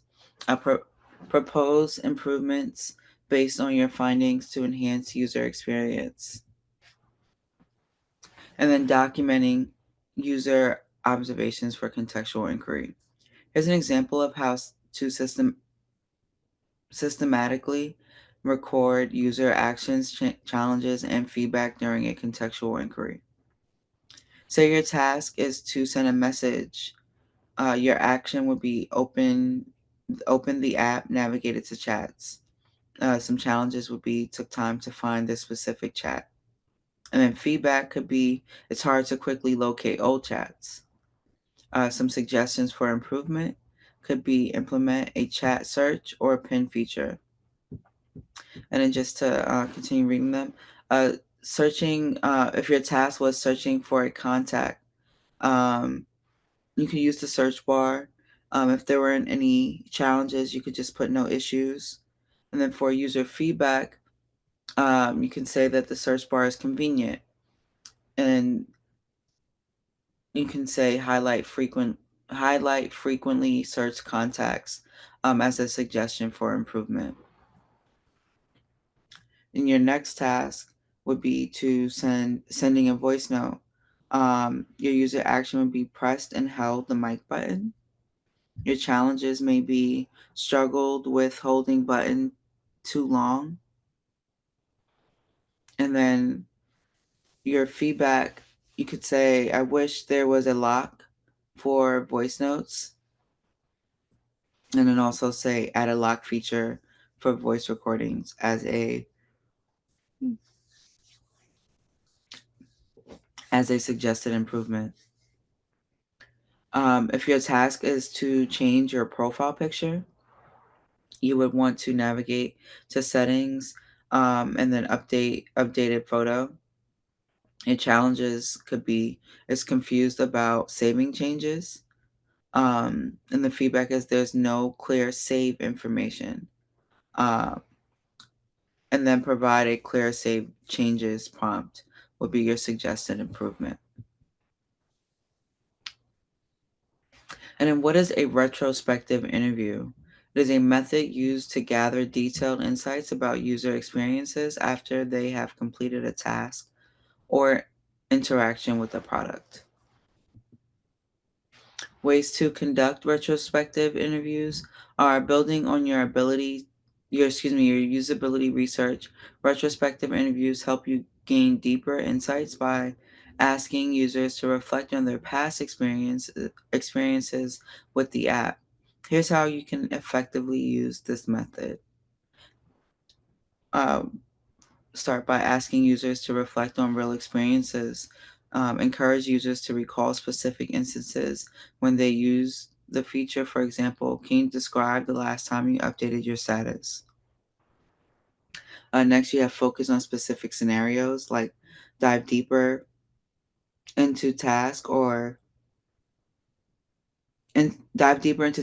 challenges users have faced, and then ask questions like, "What steps did you take to change your status privacy settings?" Next, you would want to gather feedback on what worked and what didn't. Use open-ended prompts to explore positive and negative aspects. For instance, what did you find most useful, or what frustrated you? Document reflections systematically. Record user feedback in a clear, structured format, noting actions, challenges, and suggestions.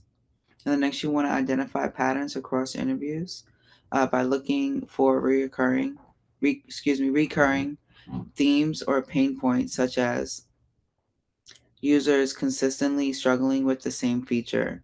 You also want to use feedback to propose design changes based on insights. Suggest improvements to adjust challenges and enhance the user experience. This is really helpful when you're talking with your stakeholders and trying to suggest things. Having this insight and detailed feedback is really helpful to pair that up with your potential solution based on this insight and this data. Users may benefit from X, Y, or Z experience. So, just some insight there. And then documenting retrospective interviews, feedback. Here's a structured approach to capturing user feedback, challenges, and suggestions during retrospective interviews. Let's say the feature is updating status. Uh, the feedback could look like the interface looks clean and simple, while challenges look like found privacy settings hard to locate. You could say add a shortcut to privacy settings on the main screen as a suggested improvement. Next, if your feature or task is changing profile picture, your feedback could say it was easy to update my picture. Challenges could be confused about saving changes. And then if you were trying to provide your suggested improvement could be provide a clear save changes confirmation message. If your feature or task is sending voice notes, your user feedback could be on the audio quality, saying it was good. Your challenge could be struggled with holding the mic button too long. And then add a lock option for recording voice notes could be your suggested improvement. And then if you were searching for contacts, your feedback would look like the search bar works quickly. Your challenges could be no challenges. And then if you have no challenges, Therefore, you may not have any suggestions for improvement. And next, we're going to get into comparative interviews. And then we'll take a quick break after this. Comparative interviews are a method for comparing multiple products, designs, or features by asking participants to share their preferences, experiences, and thoughts on each. We have WhatsApp and then Telegram. Ways to conduct comparative interviews. In addition to understanding user behaviors within WhatsApp, it's valuable to see how the app stacks up against competitors like Telegram. Here's how to conduct them effectively. Have users perform the same task on both apps. Ask them to complete identical tasks like sending a group message or sharing a document. Prompt users for immediate reactions. Encourage them to share preferences after each task. For example, which app made it easier to share the document? And then focus on specific feature comparisons. Evaluate features like media, sharing, group management, or privacy settings. And then document preferences and challenges. Record responses in a table to highlight differences. Analyze feedback for key trends. Identify patterns in what users found intuitive or challenging. And then use insights to enhance WhatsApp. Improve weaker areas by adopting best practices from competitors. And then if your feature is sending a group message, where WhatsApp feedback could be, it was quick to navigate but hard to edit, while your Telegram feedback could look like it's easy to navigate and edit messages. Your user preference in this case would be Telegram. And the suggestions for improvement would be improved message editing functionality. If your feature was sharing a document, on WhatsApp, you found a simple and intuitive file selection, while on Telegram, you found the faster upload but less intuitive file management. So your preference was WhatsApp. Your suggestion could be optimize file upload speed. And then if your feature is voice messaging, your WhatsApp feedback could look like clear audio and intuitive mic button, while your Telegram feedback could look like voice lock option but inconsistent audio quality, and therefore your preference would be WhatsApp. The suggestions for improvement are add a voice lock feature. And then if your task was group management, basic tools easier for beginners would be your WhatsApp feature. Your WhatsApp feedback. And then your Telegram feedback may look like advanced admin controls and flexible settings. So your user's preference may depend on their needs. And then your suggestion for improvement could look like offer more admin controls while maintaining simplicity. And then for our next quick check, your team wants to gain insight into how users interact with a recently updated feature on your app. You aim to understand users' actual experiences and challenges in real life scenarios. Which method would be the most suitable for this purpose? Is it A, comparative interview, B, contextual inquiry, or C, retrospective interview? So, preparing for user interviews. Follow these 6 essential steps to effectively prepare for user interviews and gather valuable insights. First, we want to define your survey objectives, draft questions. Third, select participants. Fourth, schedule interviews. Fifth step would be set up the environment. And then 6, plan logistics. So to further elaborate, define your survey objectives. It is an essential step to ensure that a survey gathers relevant and actionable insights. Here are some steps to define the survey objectives. First being identify goals. Clearly define what you want to achieve within the survey. A quick example of that is you might want to understand user satisfaction with a new feature and then gather insights for a redesign or evaluate the usability of a product. And then second, you want to determine specific information and needs. Outline the specific data you need to collect to meet your objectives. And then third, prioritize objectives. Decide which objectives are most important if the survey has multiple goals. This helps streamline questions to avoid respondent fatigue and keep the survey focused. And then you want to prepare the user interviews by drafting questions. Here are some drafted questions for user interviews designed to gather insights on usability, pain points, and potential improvements. General background and role. For example, can you tell me about your role and what it involves? And then current product or service experience. For example, how do you usually interact with products or services during your work or daily activities? What pain points and challenges? An example of that is what challenges have you faced while using said product or service? And then motivations and expectations.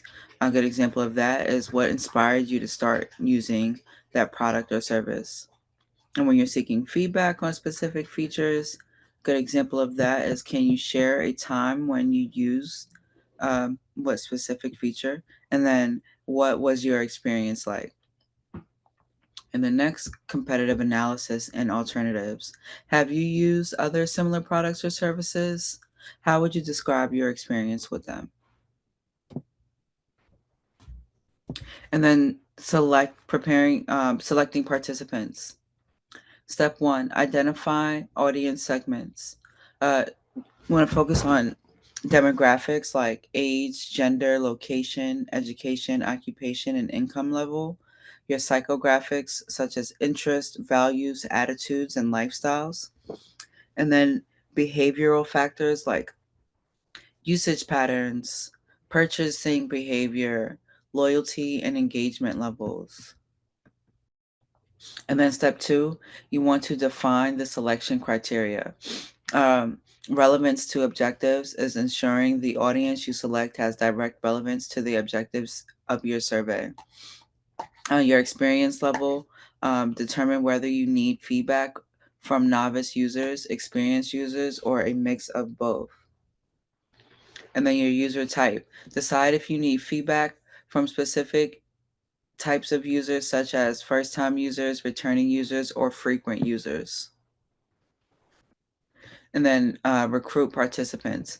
Enhancing customers or users. Use your database to identify and reach out to current customers or users who fit your criteria. Social media and online communities. Use social media online communities. Leverage social media platforms, forums, and online communities related to your product or industry to find potential participants. Then step 6 is you want to validate your selection. Pre-screening survey is use a short pre-screening survey to ensure participants meet the criteria before they take the main survey. And then last but not least is pilot testing. Conduct a pilot test with a small group from your selected audience to ensure they understand the questions and can provide valuable feedback. Next, you want to prepare for interviews by scheduling. Scheduling is a key aspect of planning and conducting interviews, especially when managing multiple participants, timeliness, and resources. Some tips to follow are allocate appropriate time and include buffer times, provide flexible time slots, and then send timely invitations and reminders. Some tools include Google Calendar and Calendly. Preparing for interviews, set up the environment. Setting up the environment for user interviews is essential to create a comfortable and conductive atmosphere for participants. Here are steps to set up the ideal environment. You want to start by choosing the right location, gathering necessary equipment, testing your setup, preparing the interview space, ensure confidentiality, and then set the atmosphere, as well as maintain a friendly demeanor. Some of the logistics include logistics in user interviews refers to the planning, coordinating, and managing of all practical details required to conduct effective and efficient interviews. Some tips to follow are prepare and test recording tools, use transcription and note-taking software, obtain consent and maintain privacy, managing time wisely, have a backup plan for technical issues. And then when it comes down to conducting the interviews, some techniques for conducting the interviews. Conducting effective interviews requires a mix of preparation, communication skills, and adaptability. Here are key techniques to help you conduct successful interviews. We can start with a strong introduction, create a comfortable environment, use active listening, ask open-ended questions. We also want to be neutral and non-judgmental, be flexible and adaptable, manage time effectively, and then clarify and summarize. Some best practices for conducting interviews are to ensure you obtain valuable and unbiased information. It's essential to follow best practices. Here are some key practices to keep in mind.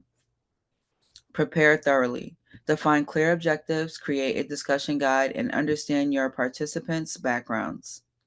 Choose the right participants. Recruit a diverse set of users who represent your participants, and have relevant experience.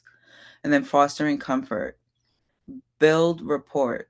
Maintain neutrality and respect participants' time. Use effective questioning. Ask open-ended neutral questions. Avoid leading questions and encourage storytelling for detailed responses. Practice active listening. Listen attentively. Ask follow-up questions and clarify ambiguities to ensure a clear understanding. And then record and take notes.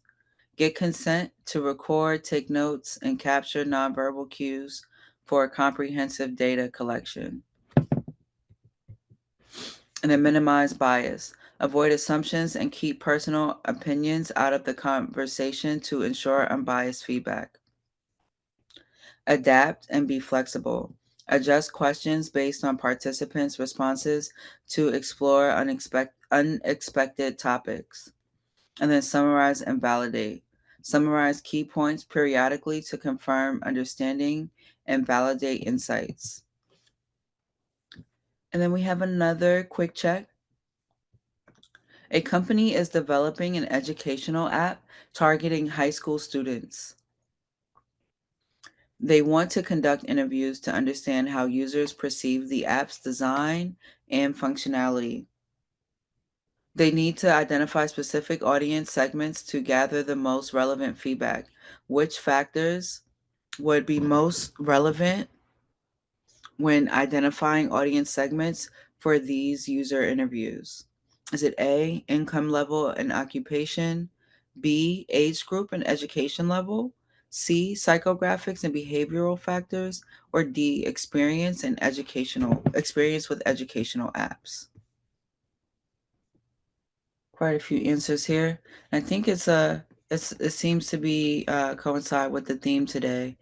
The answer is B, age group and educational level. Here's why. When segmenting users for an educational app targeting high school students, the most relevant factors are the ones that directly define and differentiate that audience. Age group helps you segment freshmen versus seniors, which affects needs and behaviors. Educational level identifies where they are academically, their curriculum needs, and their learning context. And then why not the others? A, income and level and occupation, not relevant for high school users. Psychographics and behavioral factors are useful in marketing, but secondary for core usability segmentation at this stage. And then D is an experience with educational apps. It's helpful as a sub segmentation, but not a primary factor when the target population is defined mainly by school level. So good job there, guys. I feel like you all got it right. I think everyone has been consistent with B. And then usability, we're going to get into usability inquiry techniques and focus on focus groups. So what are focus groups? It is a usability inquiry technique where a small, carefully chosen group of people gather to discuss a specific topic, product, service, or marketing campaign. Who is involved in a focus group? A focus group includes key roles to ensure productive discussions and valuable outcomes. We have a moderator. Nisha, The sorry to interrupt. I can't see your other screen. Thank you. Thank you. As soon as you said my name, I said, "Oh, I know." I'm just gonna go back a little bit just to backtrack the slides that I was moderating and or facilitating and didn't display. So usability and inquiry techniques, we're gonna go over focus groups now. What are focus groups? It is a usability inquiry technique where a small, carefully chosen group of people gather to discuss a specific topic, product, service, or marketing campaign. Now we're discussing who is involved in a focus group. A focus group includes key roles to ensure productive discussions and valued outcomes. For example, a moderator. They lead the discussion, they keep it on track, and ensure all participants contribute. And then participants, 6 to 8 participants is usually key. They represent the target audience and they share their experiences, opinions, and suggestions. And then you want a note taker or observer. They record key points, user quotes, and observe body language or nonverbal cues.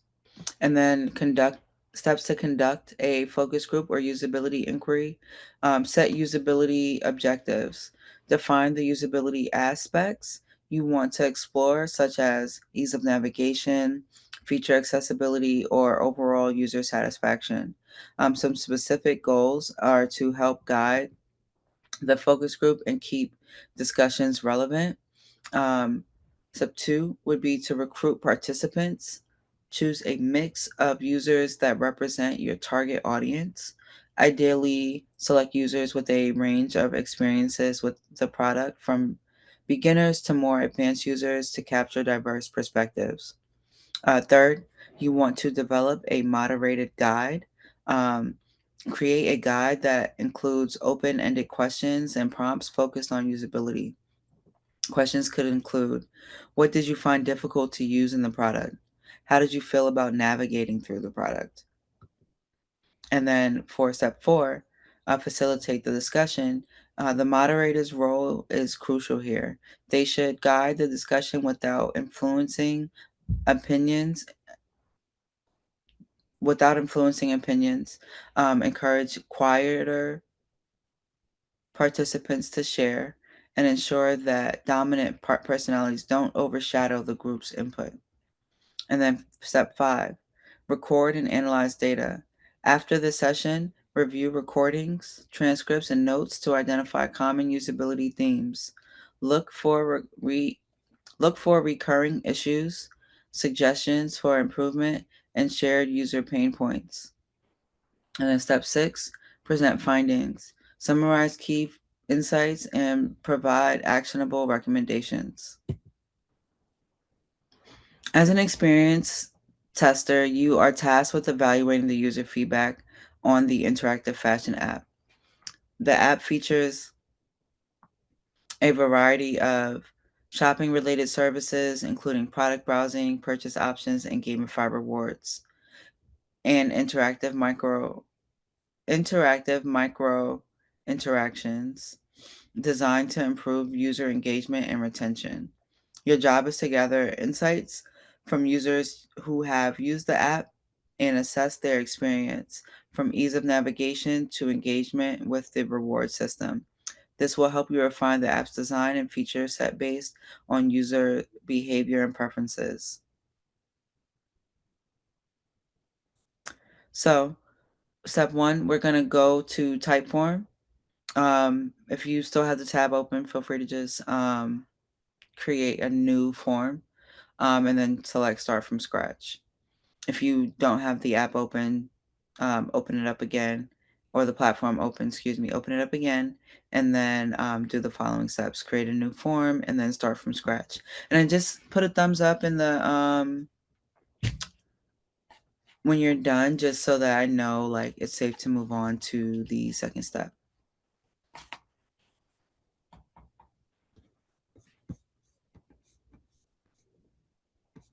Oh, this one is not as visual as the last one during the steps, but we'll be okay.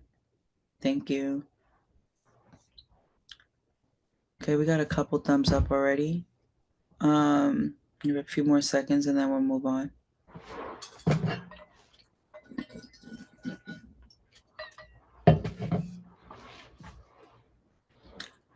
All right. Add elements to each section. First, we want to add an introduction and a title, add an overall satisfaction question, and then add an ease of navigation question, open-ended question, a feature engagement, gamification, or micro interactions question, and then suggestions for improvement, and then a thank you statement. So essentially, we're building out all of our sections right here.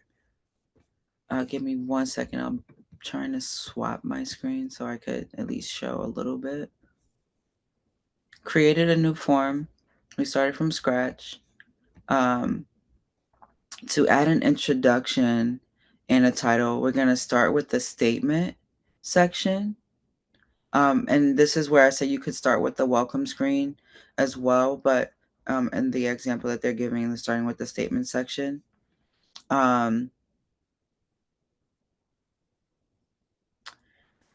I'm going to paste this phrase into the chat again for you all just to kind of fast track it a little bit. But essentially, you're adding your thank you statement here. Thank you for using the interactive fashion app. Your feedback helps us improve the app and provide a better shopping experience.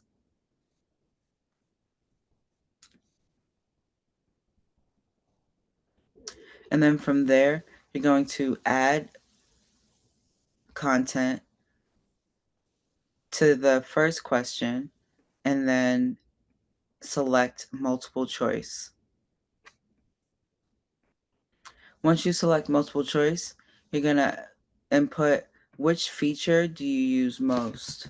Is it product browsing, virtual try-ons, gamification features like earning points, or your checkout process, or others? Sorry, I was just trying to see what this question was.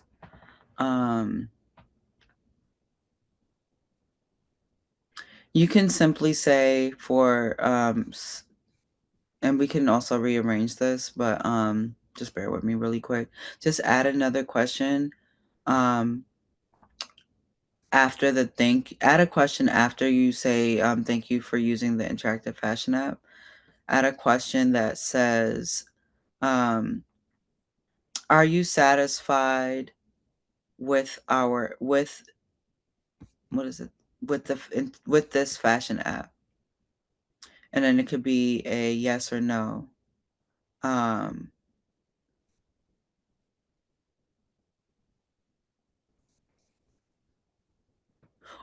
Or you can say, do you enjoy using this app?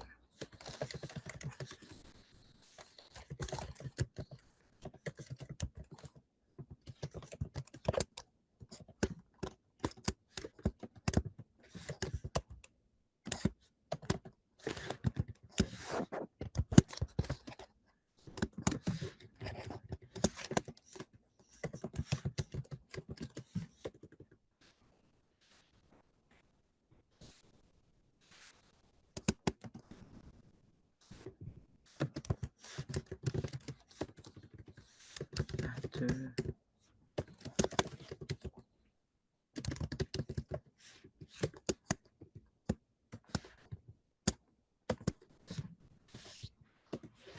All right. So I just pasted that in the chat. Hopefully that's clear.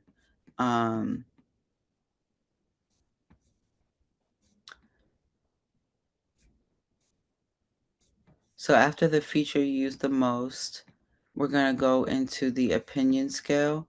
You're going to select a new content and then go into the opinion scale. And then enter the following question and scale from 1 being very difficult to 5 very easy.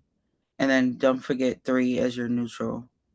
How easy was it to navigate the app?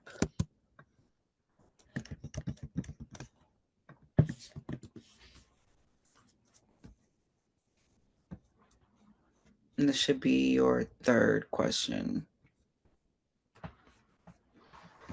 When everyone feels good about their first 3 questions, feel free to give me a thumbs up so I know it's safe to move on.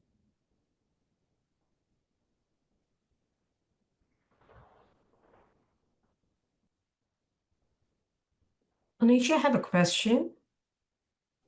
So Yes. in the instruction up there, it says 1 is very difficult and 5 is very easy, but it's vice versa in the form itself. Is it very difficult or is it the other way around?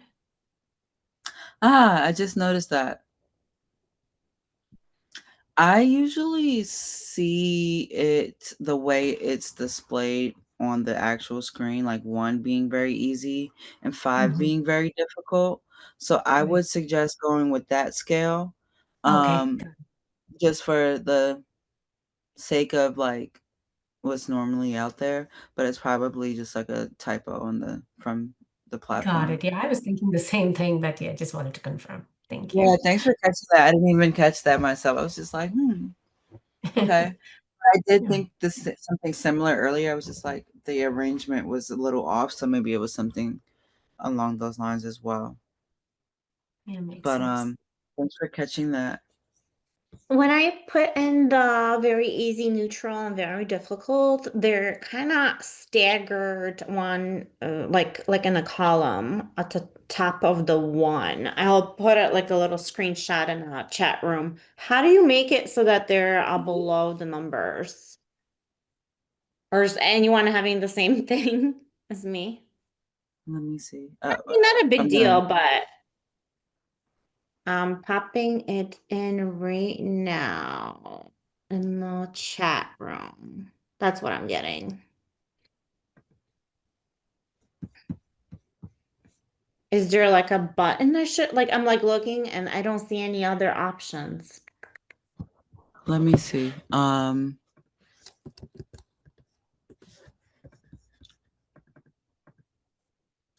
Because I can see. Yeah, it's like listing it out for you. I'm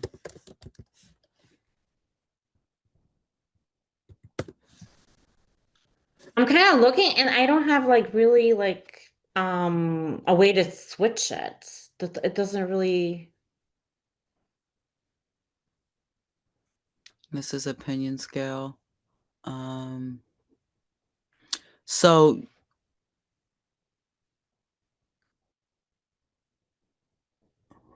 let me try this.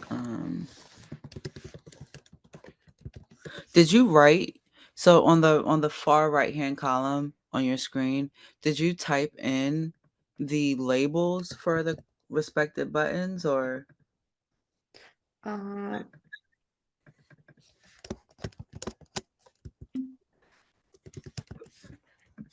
So let me share this Is picture. everybody else getting them in the middle or no? Like below the numbers, or is it just I'm me? getting the same thing as you. And Okay. you're typing them Yeah. over here?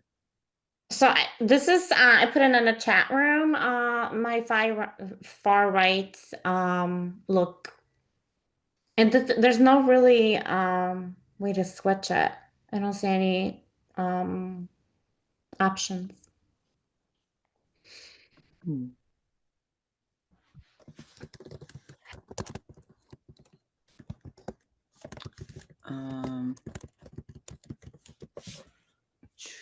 I don't see the option either.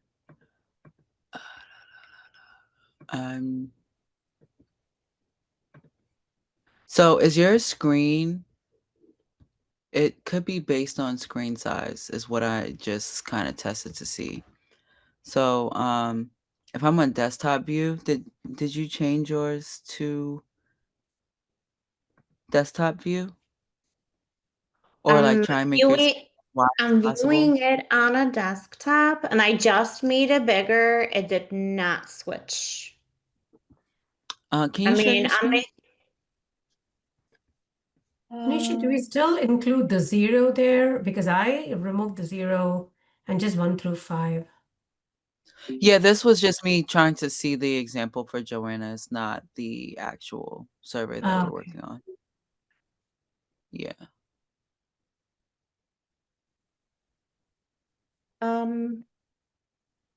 Yeah, I see the change. Thank you. I didn't No realize worries. that. So did It you just changed. make it the screen bigger?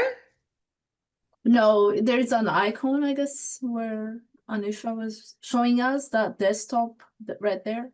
So if you click between mobile and desktop, it Oh. will flip it. I am in desktop view. Yeah. Can you share this? And then, okay, now I'm in mobile view and it switched. Yeah. Okay. So it's in the mobile view that it switched for me. Yep. Okay. Thank you. No Yeah, thank you. worries. Interesting. Oh, there's an issue with accessibility here.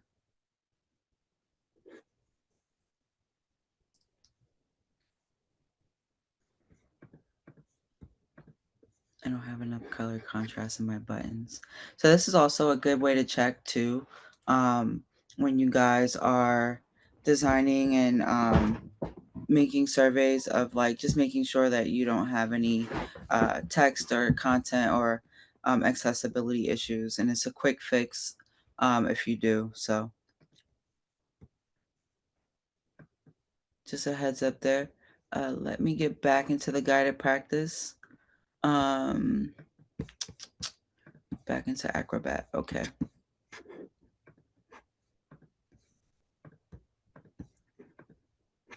All right. And what was the last thing I pasted into the chat? How easy was it to navigate the app? So I feel we got that one down for the most part. The next is long text. We're going to add an open-ended question. So choose long text when you and then ask an open-ended question. Enter the following question: what if anything made navigating the app difficult or confusing?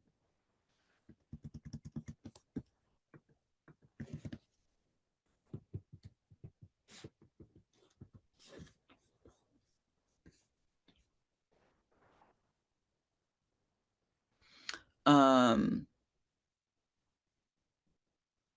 feel like this one is pretty simple. Then step 2.5, excuse me, would be to add feature engagement, like gamification or micro interaction questions. Selecting add content again, and this time choosing multiple choice. The question that we're prompted to include is which interactive feature did you engage with the most? Is it the points reward system, interactive product try-ons, micro interactions, or swipe gestures, or social sharing features. And your screen should look something like this. Ooh, something like this. The options below.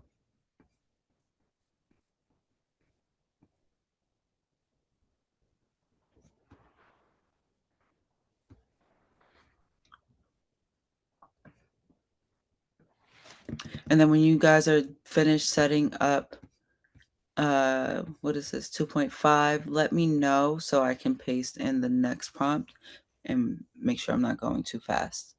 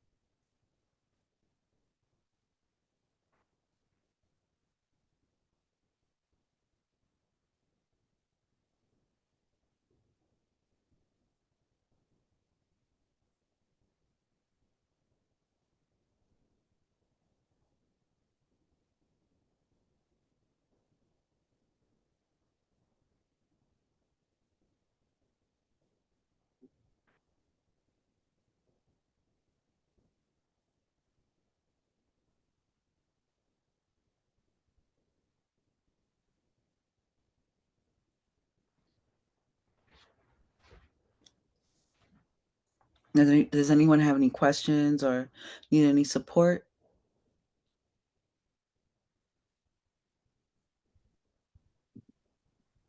What was the question before that one? I'm thinking I might have missed one. The question before this one, before the interactive Oh, that feature. one. That's what I was. Yeah. Okay, thank you. I was just missing that last part of it. Thank you. I got it. No worries.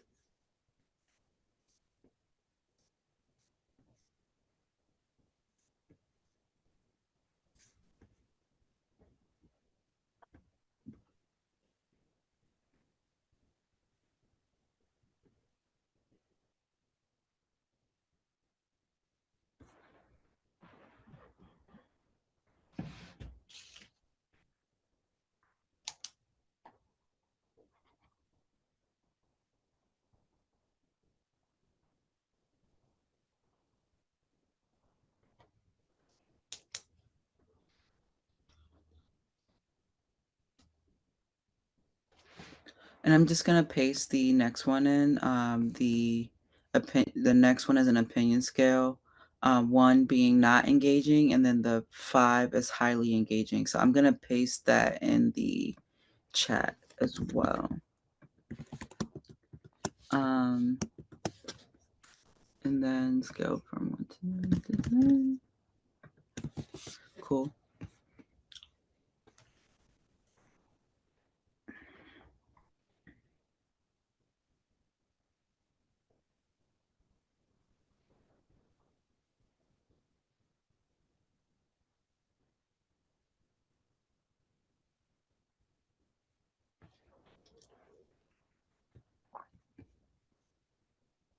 All right, awesome. We got some people that are finished. So I can go to the next one, I would imagine. The next one is add suggestions for improvement. And this time we're going to choose long text. The copy or content that should coincide with this one is what features or improvements would you like to see in the app?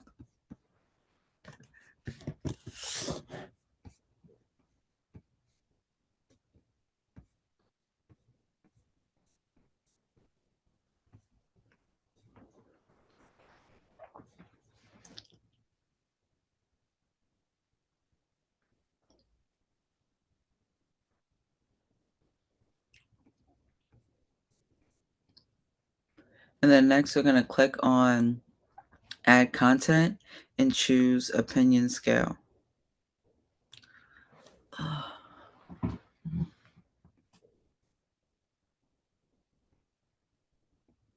This particular scale is 1 being not likely and 5 being very likely.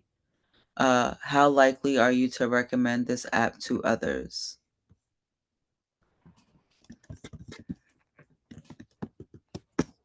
And then I'm just going to drop the scale in there as well.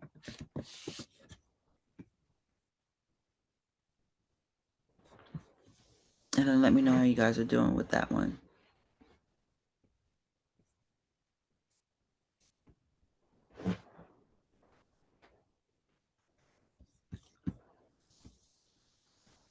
All right, thanks guys. Good, good, good. Does anyone need any support or have any questions?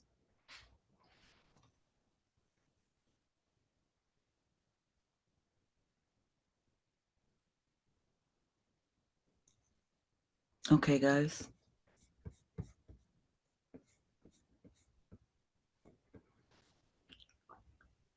And then next we're going to add some more content.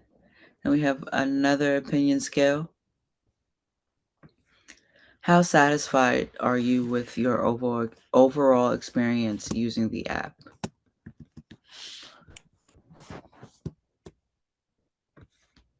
And then 1 being very, very unsatisfied, 2 satisfied being 5. And I'll paste that scale as well so you guys can have it.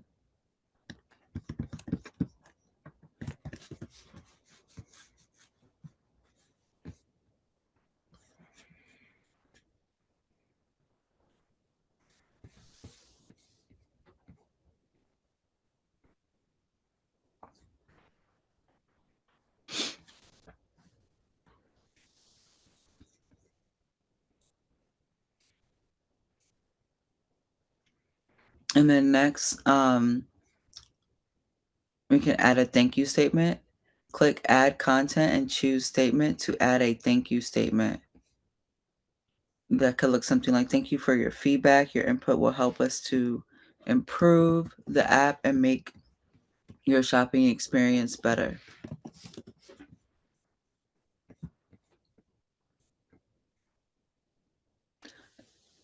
And then after you're finished with that step, feel free to give me a thumbs up and so we can preview and test your survey. Monisha, I have a question. Sorry. So I don't see a thank you screen. Is welcome screen the one that I need to click to add the thank you? No, you can Oh, click it's a statement, choose. right? Okay, got it. Sorry. Missed that part. No worries. No worries.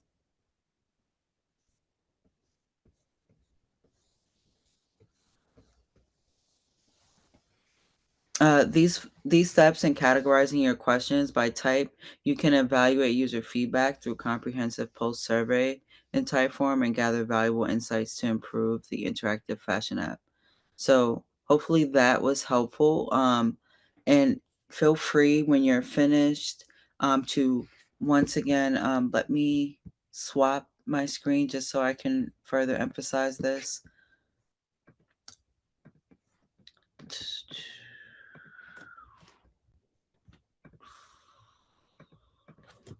All right.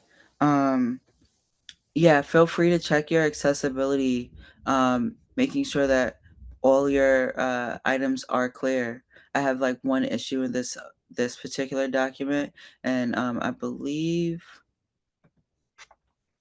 it's in this section, or at least in the way buttons look. It said my buttons weren't I don't know. My buttons weren't accessible. So just make sure you check your accessibility and go from there, guys. I invite you all to drop your surveys into the chat when you're done, and or Slack, just so you guys can get some feedback from each other. not necessarily on what the survey would entail, but more so like design feedback on accessibility, functionality of certain things, help clarify any issues that you may have had.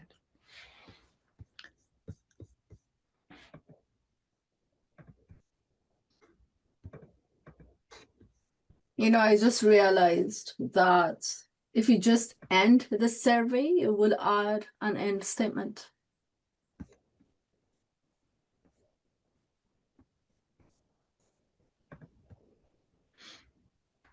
I accidentally clicked, so I'm thinking, oh, why do I have two of them?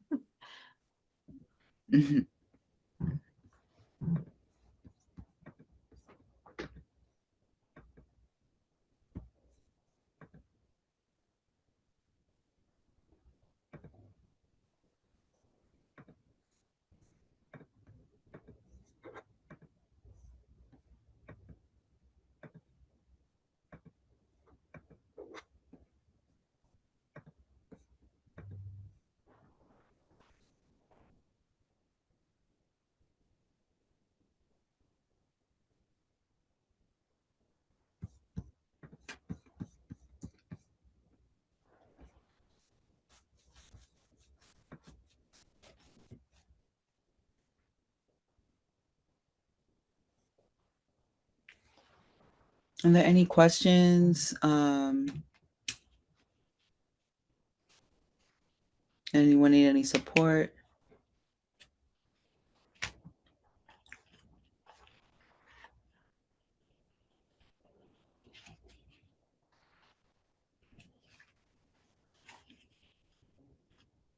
Did everyone make it to the thank you screen? How do you add photos to, like, if you wanted to add a photo?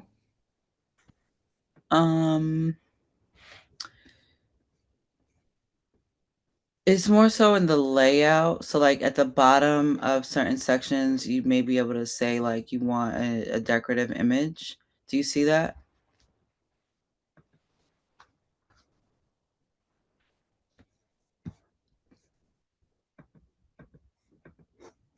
I mean, on the bottom, I just said see chats to create like a dictate button kind of a thing. Oh, on the side, on the right side, there's add image or video. Mm-hmm. Okay.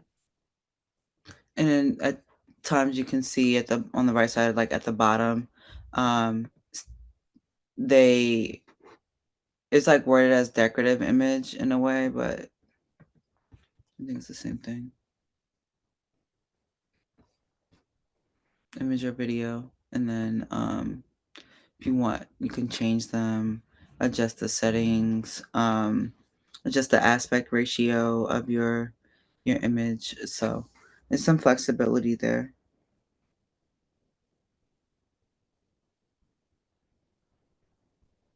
Definitely some flexibility there.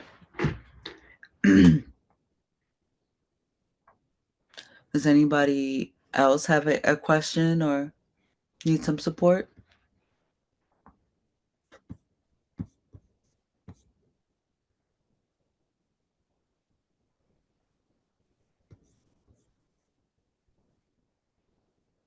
All right. Feel free to like reach out or Slack me if you guys like end up realizing that you need some support in Typeform or have a question about something. Oh, let me click this one someone shared. Thanks, Shoba. I'm gonna share her survey. That was the easiest one. That was the one that cleared the accessibility, with Yeah, no no. worries. So, I yeah. feel like accessibility can make things a bit more difficult, but especially given how they may utilize the color palette that you may set. So, but I think it's pretty clear. You have your neutral list labeled as well as easy and difficult. Sorry, what?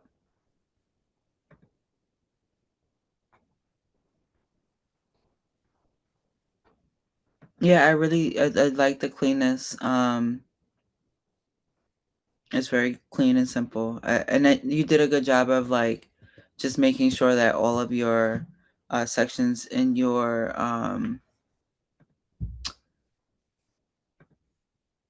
opinion scale are labeled. So I think that was good too. Good job. The one thing that threw me off is the text is not centered, right? That's just me. In the opinion scale, Onisha. Right. Oh, can I like Is there a refresh way to do that? to center the text in the opinion Yeah. scale? Yeah. I Like the didn't see user is that as an centered. option. Yeah, honestly, I haven't seen that as an option on my end. Okay. But I can understand that being like, because the rest of the page is pretty centered. Yeah. Thank you. No worries at all. Does anyone else want to share or want me to display their survey? Hey Onisha, I guess I missed something really important. So Mhm. in the opinion scale, I'm not able to add the text where it says engaging, not engaging, or likely, unlikely. I'm able to add only the opinion scale from 1 to 10 or 1 to 5 according to my choice. But how do I add the text? Oh, okay, no worries. Yes, the text is just helpful for your users to know what your for example, the instructions itself had even mixed up the very likely and not likely. So it's just helping them to know which is which and which order you're ranking things as high or low, etc. Yes, I'm not able to add that option. Like, how are you writing? I mean, Oh, did you use the opinion scale? I did, but the text is actually it is appearing a little above the opinion scale and not below. Okay, I think this is similar to what the issue Joanna was having before. Can you toggle Okay, your mobile view and your desktop view? okay, let me check doing. Yeah, oh, yes, yes, yes, that is what it is. Thank you so much. I got it. No worries at all. All right. Any other questions before we get back into it? We're pretty much closing out now, but um, let me just message the LSM so they can drop the survey in the chat and let us know how we're doing. Let me just message them so that they can add that.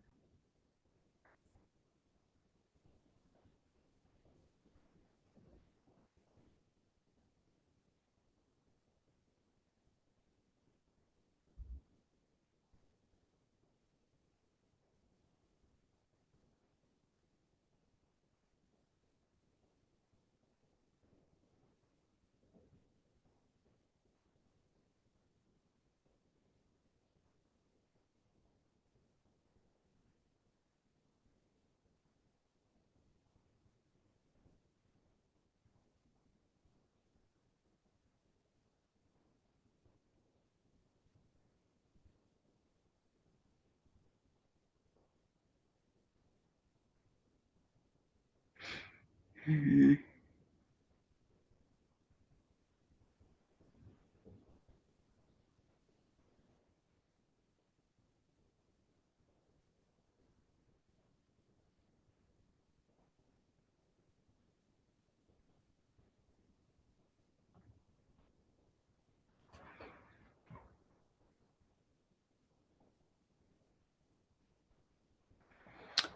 All right, and I also messaged them the other day about last week's class. Um, there were some issues, I believe, last Saturday where we were all trying to log in and there were like two different meeting rooms that some of us were in. So some people didn't get counted for attendance. And I also don't see any of of you guys' feedback that you guys give me after a session. So I'll follow up with them on that just because it's a bit unclear of how from to my knowledge of when we joined the class, I thought that everyone would be okay as far as attendance, being that we all switched over and the LSM was with us. So I am not 100% sure why that became an issue, but I guess it makes sense because I personally didn't get the survey results from that session. So I guess we'll see, but I'll make sure that I at least stay on top of it to get some sort of like response from the LSM for you all. I did that as well because a couple of people responded on Slack that they haven't been present, or they were present but it showed that they weren't. And a gentleman responded to me that I would like to inform you that the issue occurred due to a technical glitch. However, it has been corrected on our backend and will not affect your course progress. That's what they said. So I don't know, double check, you guys, if you were present on I believe the session we're talking about is November 8th. And Yes. but I do have another issue, and he said that they will unlock it manually if needed, because we get certificates for completing certain amounts of because it was like kind of like the end, and I can't really get my certificate. It's not the end certificate, but it's like a stepping stone certificate. So he said that if you were not able to get it, you might have to reach out to get like a manual assistance with getting that certificate.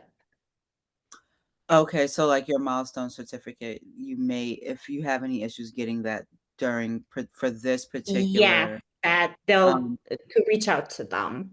It's on okay, Slack. I don't know if because he responded to me, but I don't know if yeah, if you guys see it too. I don't know if it's like a personal message. I could put it in the chat room right now. But I think it was like again, it was a glitch on their side. It should be fixed if people look into their Simplilearn. Oh, Yeah, I said mine's still not yeah, fixed, so I I don't know. don't think that they and I'm not sure if they fully understood what was going on because his response this morning was um basically to reach out to support if you have any um yeah. like unmet expectations, etc., or if you need support with certain things. But I think this is more so this is definitely a specific issue that he's aware of because he was there too. So that's why I'm saying I don't know if he fully understood what was being asked. Okay. And I'll follow up just to make sure that that is consistent for everyone that was available and present in the session on November 8th, because everyone should have gotten the message that you got, Joanna, as far as it's stating that your attendance would not be compromised in any way. And if you have any issues getting your end of course certificate, end of lesson certification, to reach back out. So I think that's the best way to handle it. But I'll just double check with them just to make sure um, it's consistent for you guys. Thank you.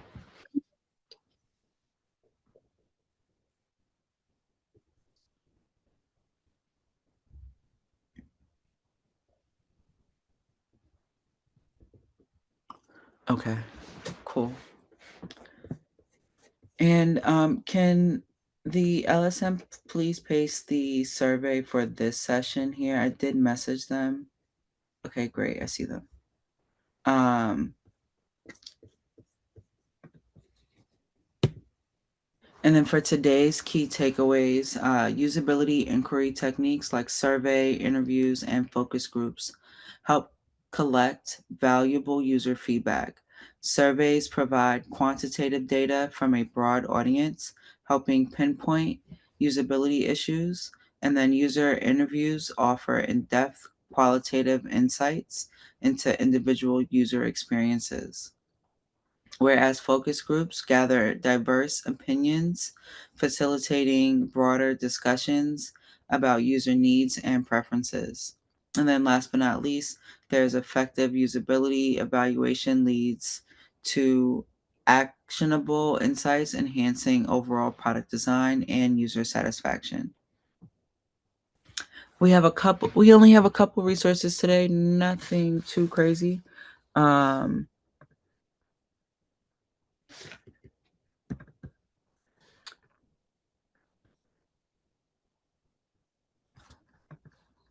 I'll just share that for visibility since I read it and likely was not sharing that particular tab.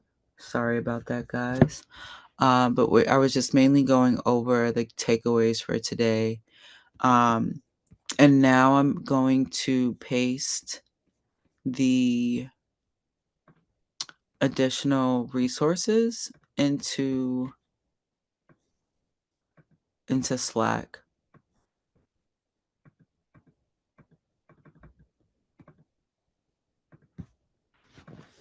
All right. So the first one is a Simplilearn solution. Hold on, I'm trying to click on it. It's not.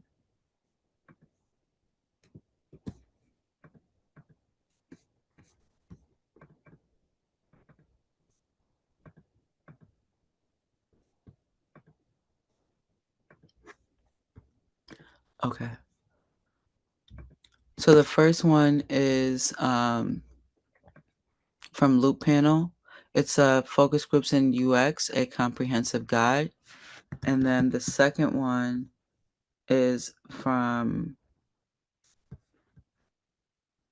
Content Square. It's how to use UX surveys to gain product experience insights. So I'm going to paste these into Slack just so that we have all of our additional resources, and then for learners who weren't able to join us today or may have had to leave a little early, are able to see. And with that, we have come to the end of our course. If you have any doubts or questions, ask them in the comment section below. Our team of experts will reply to you as soon as possible. Thank you and keep learning with Simplilearn.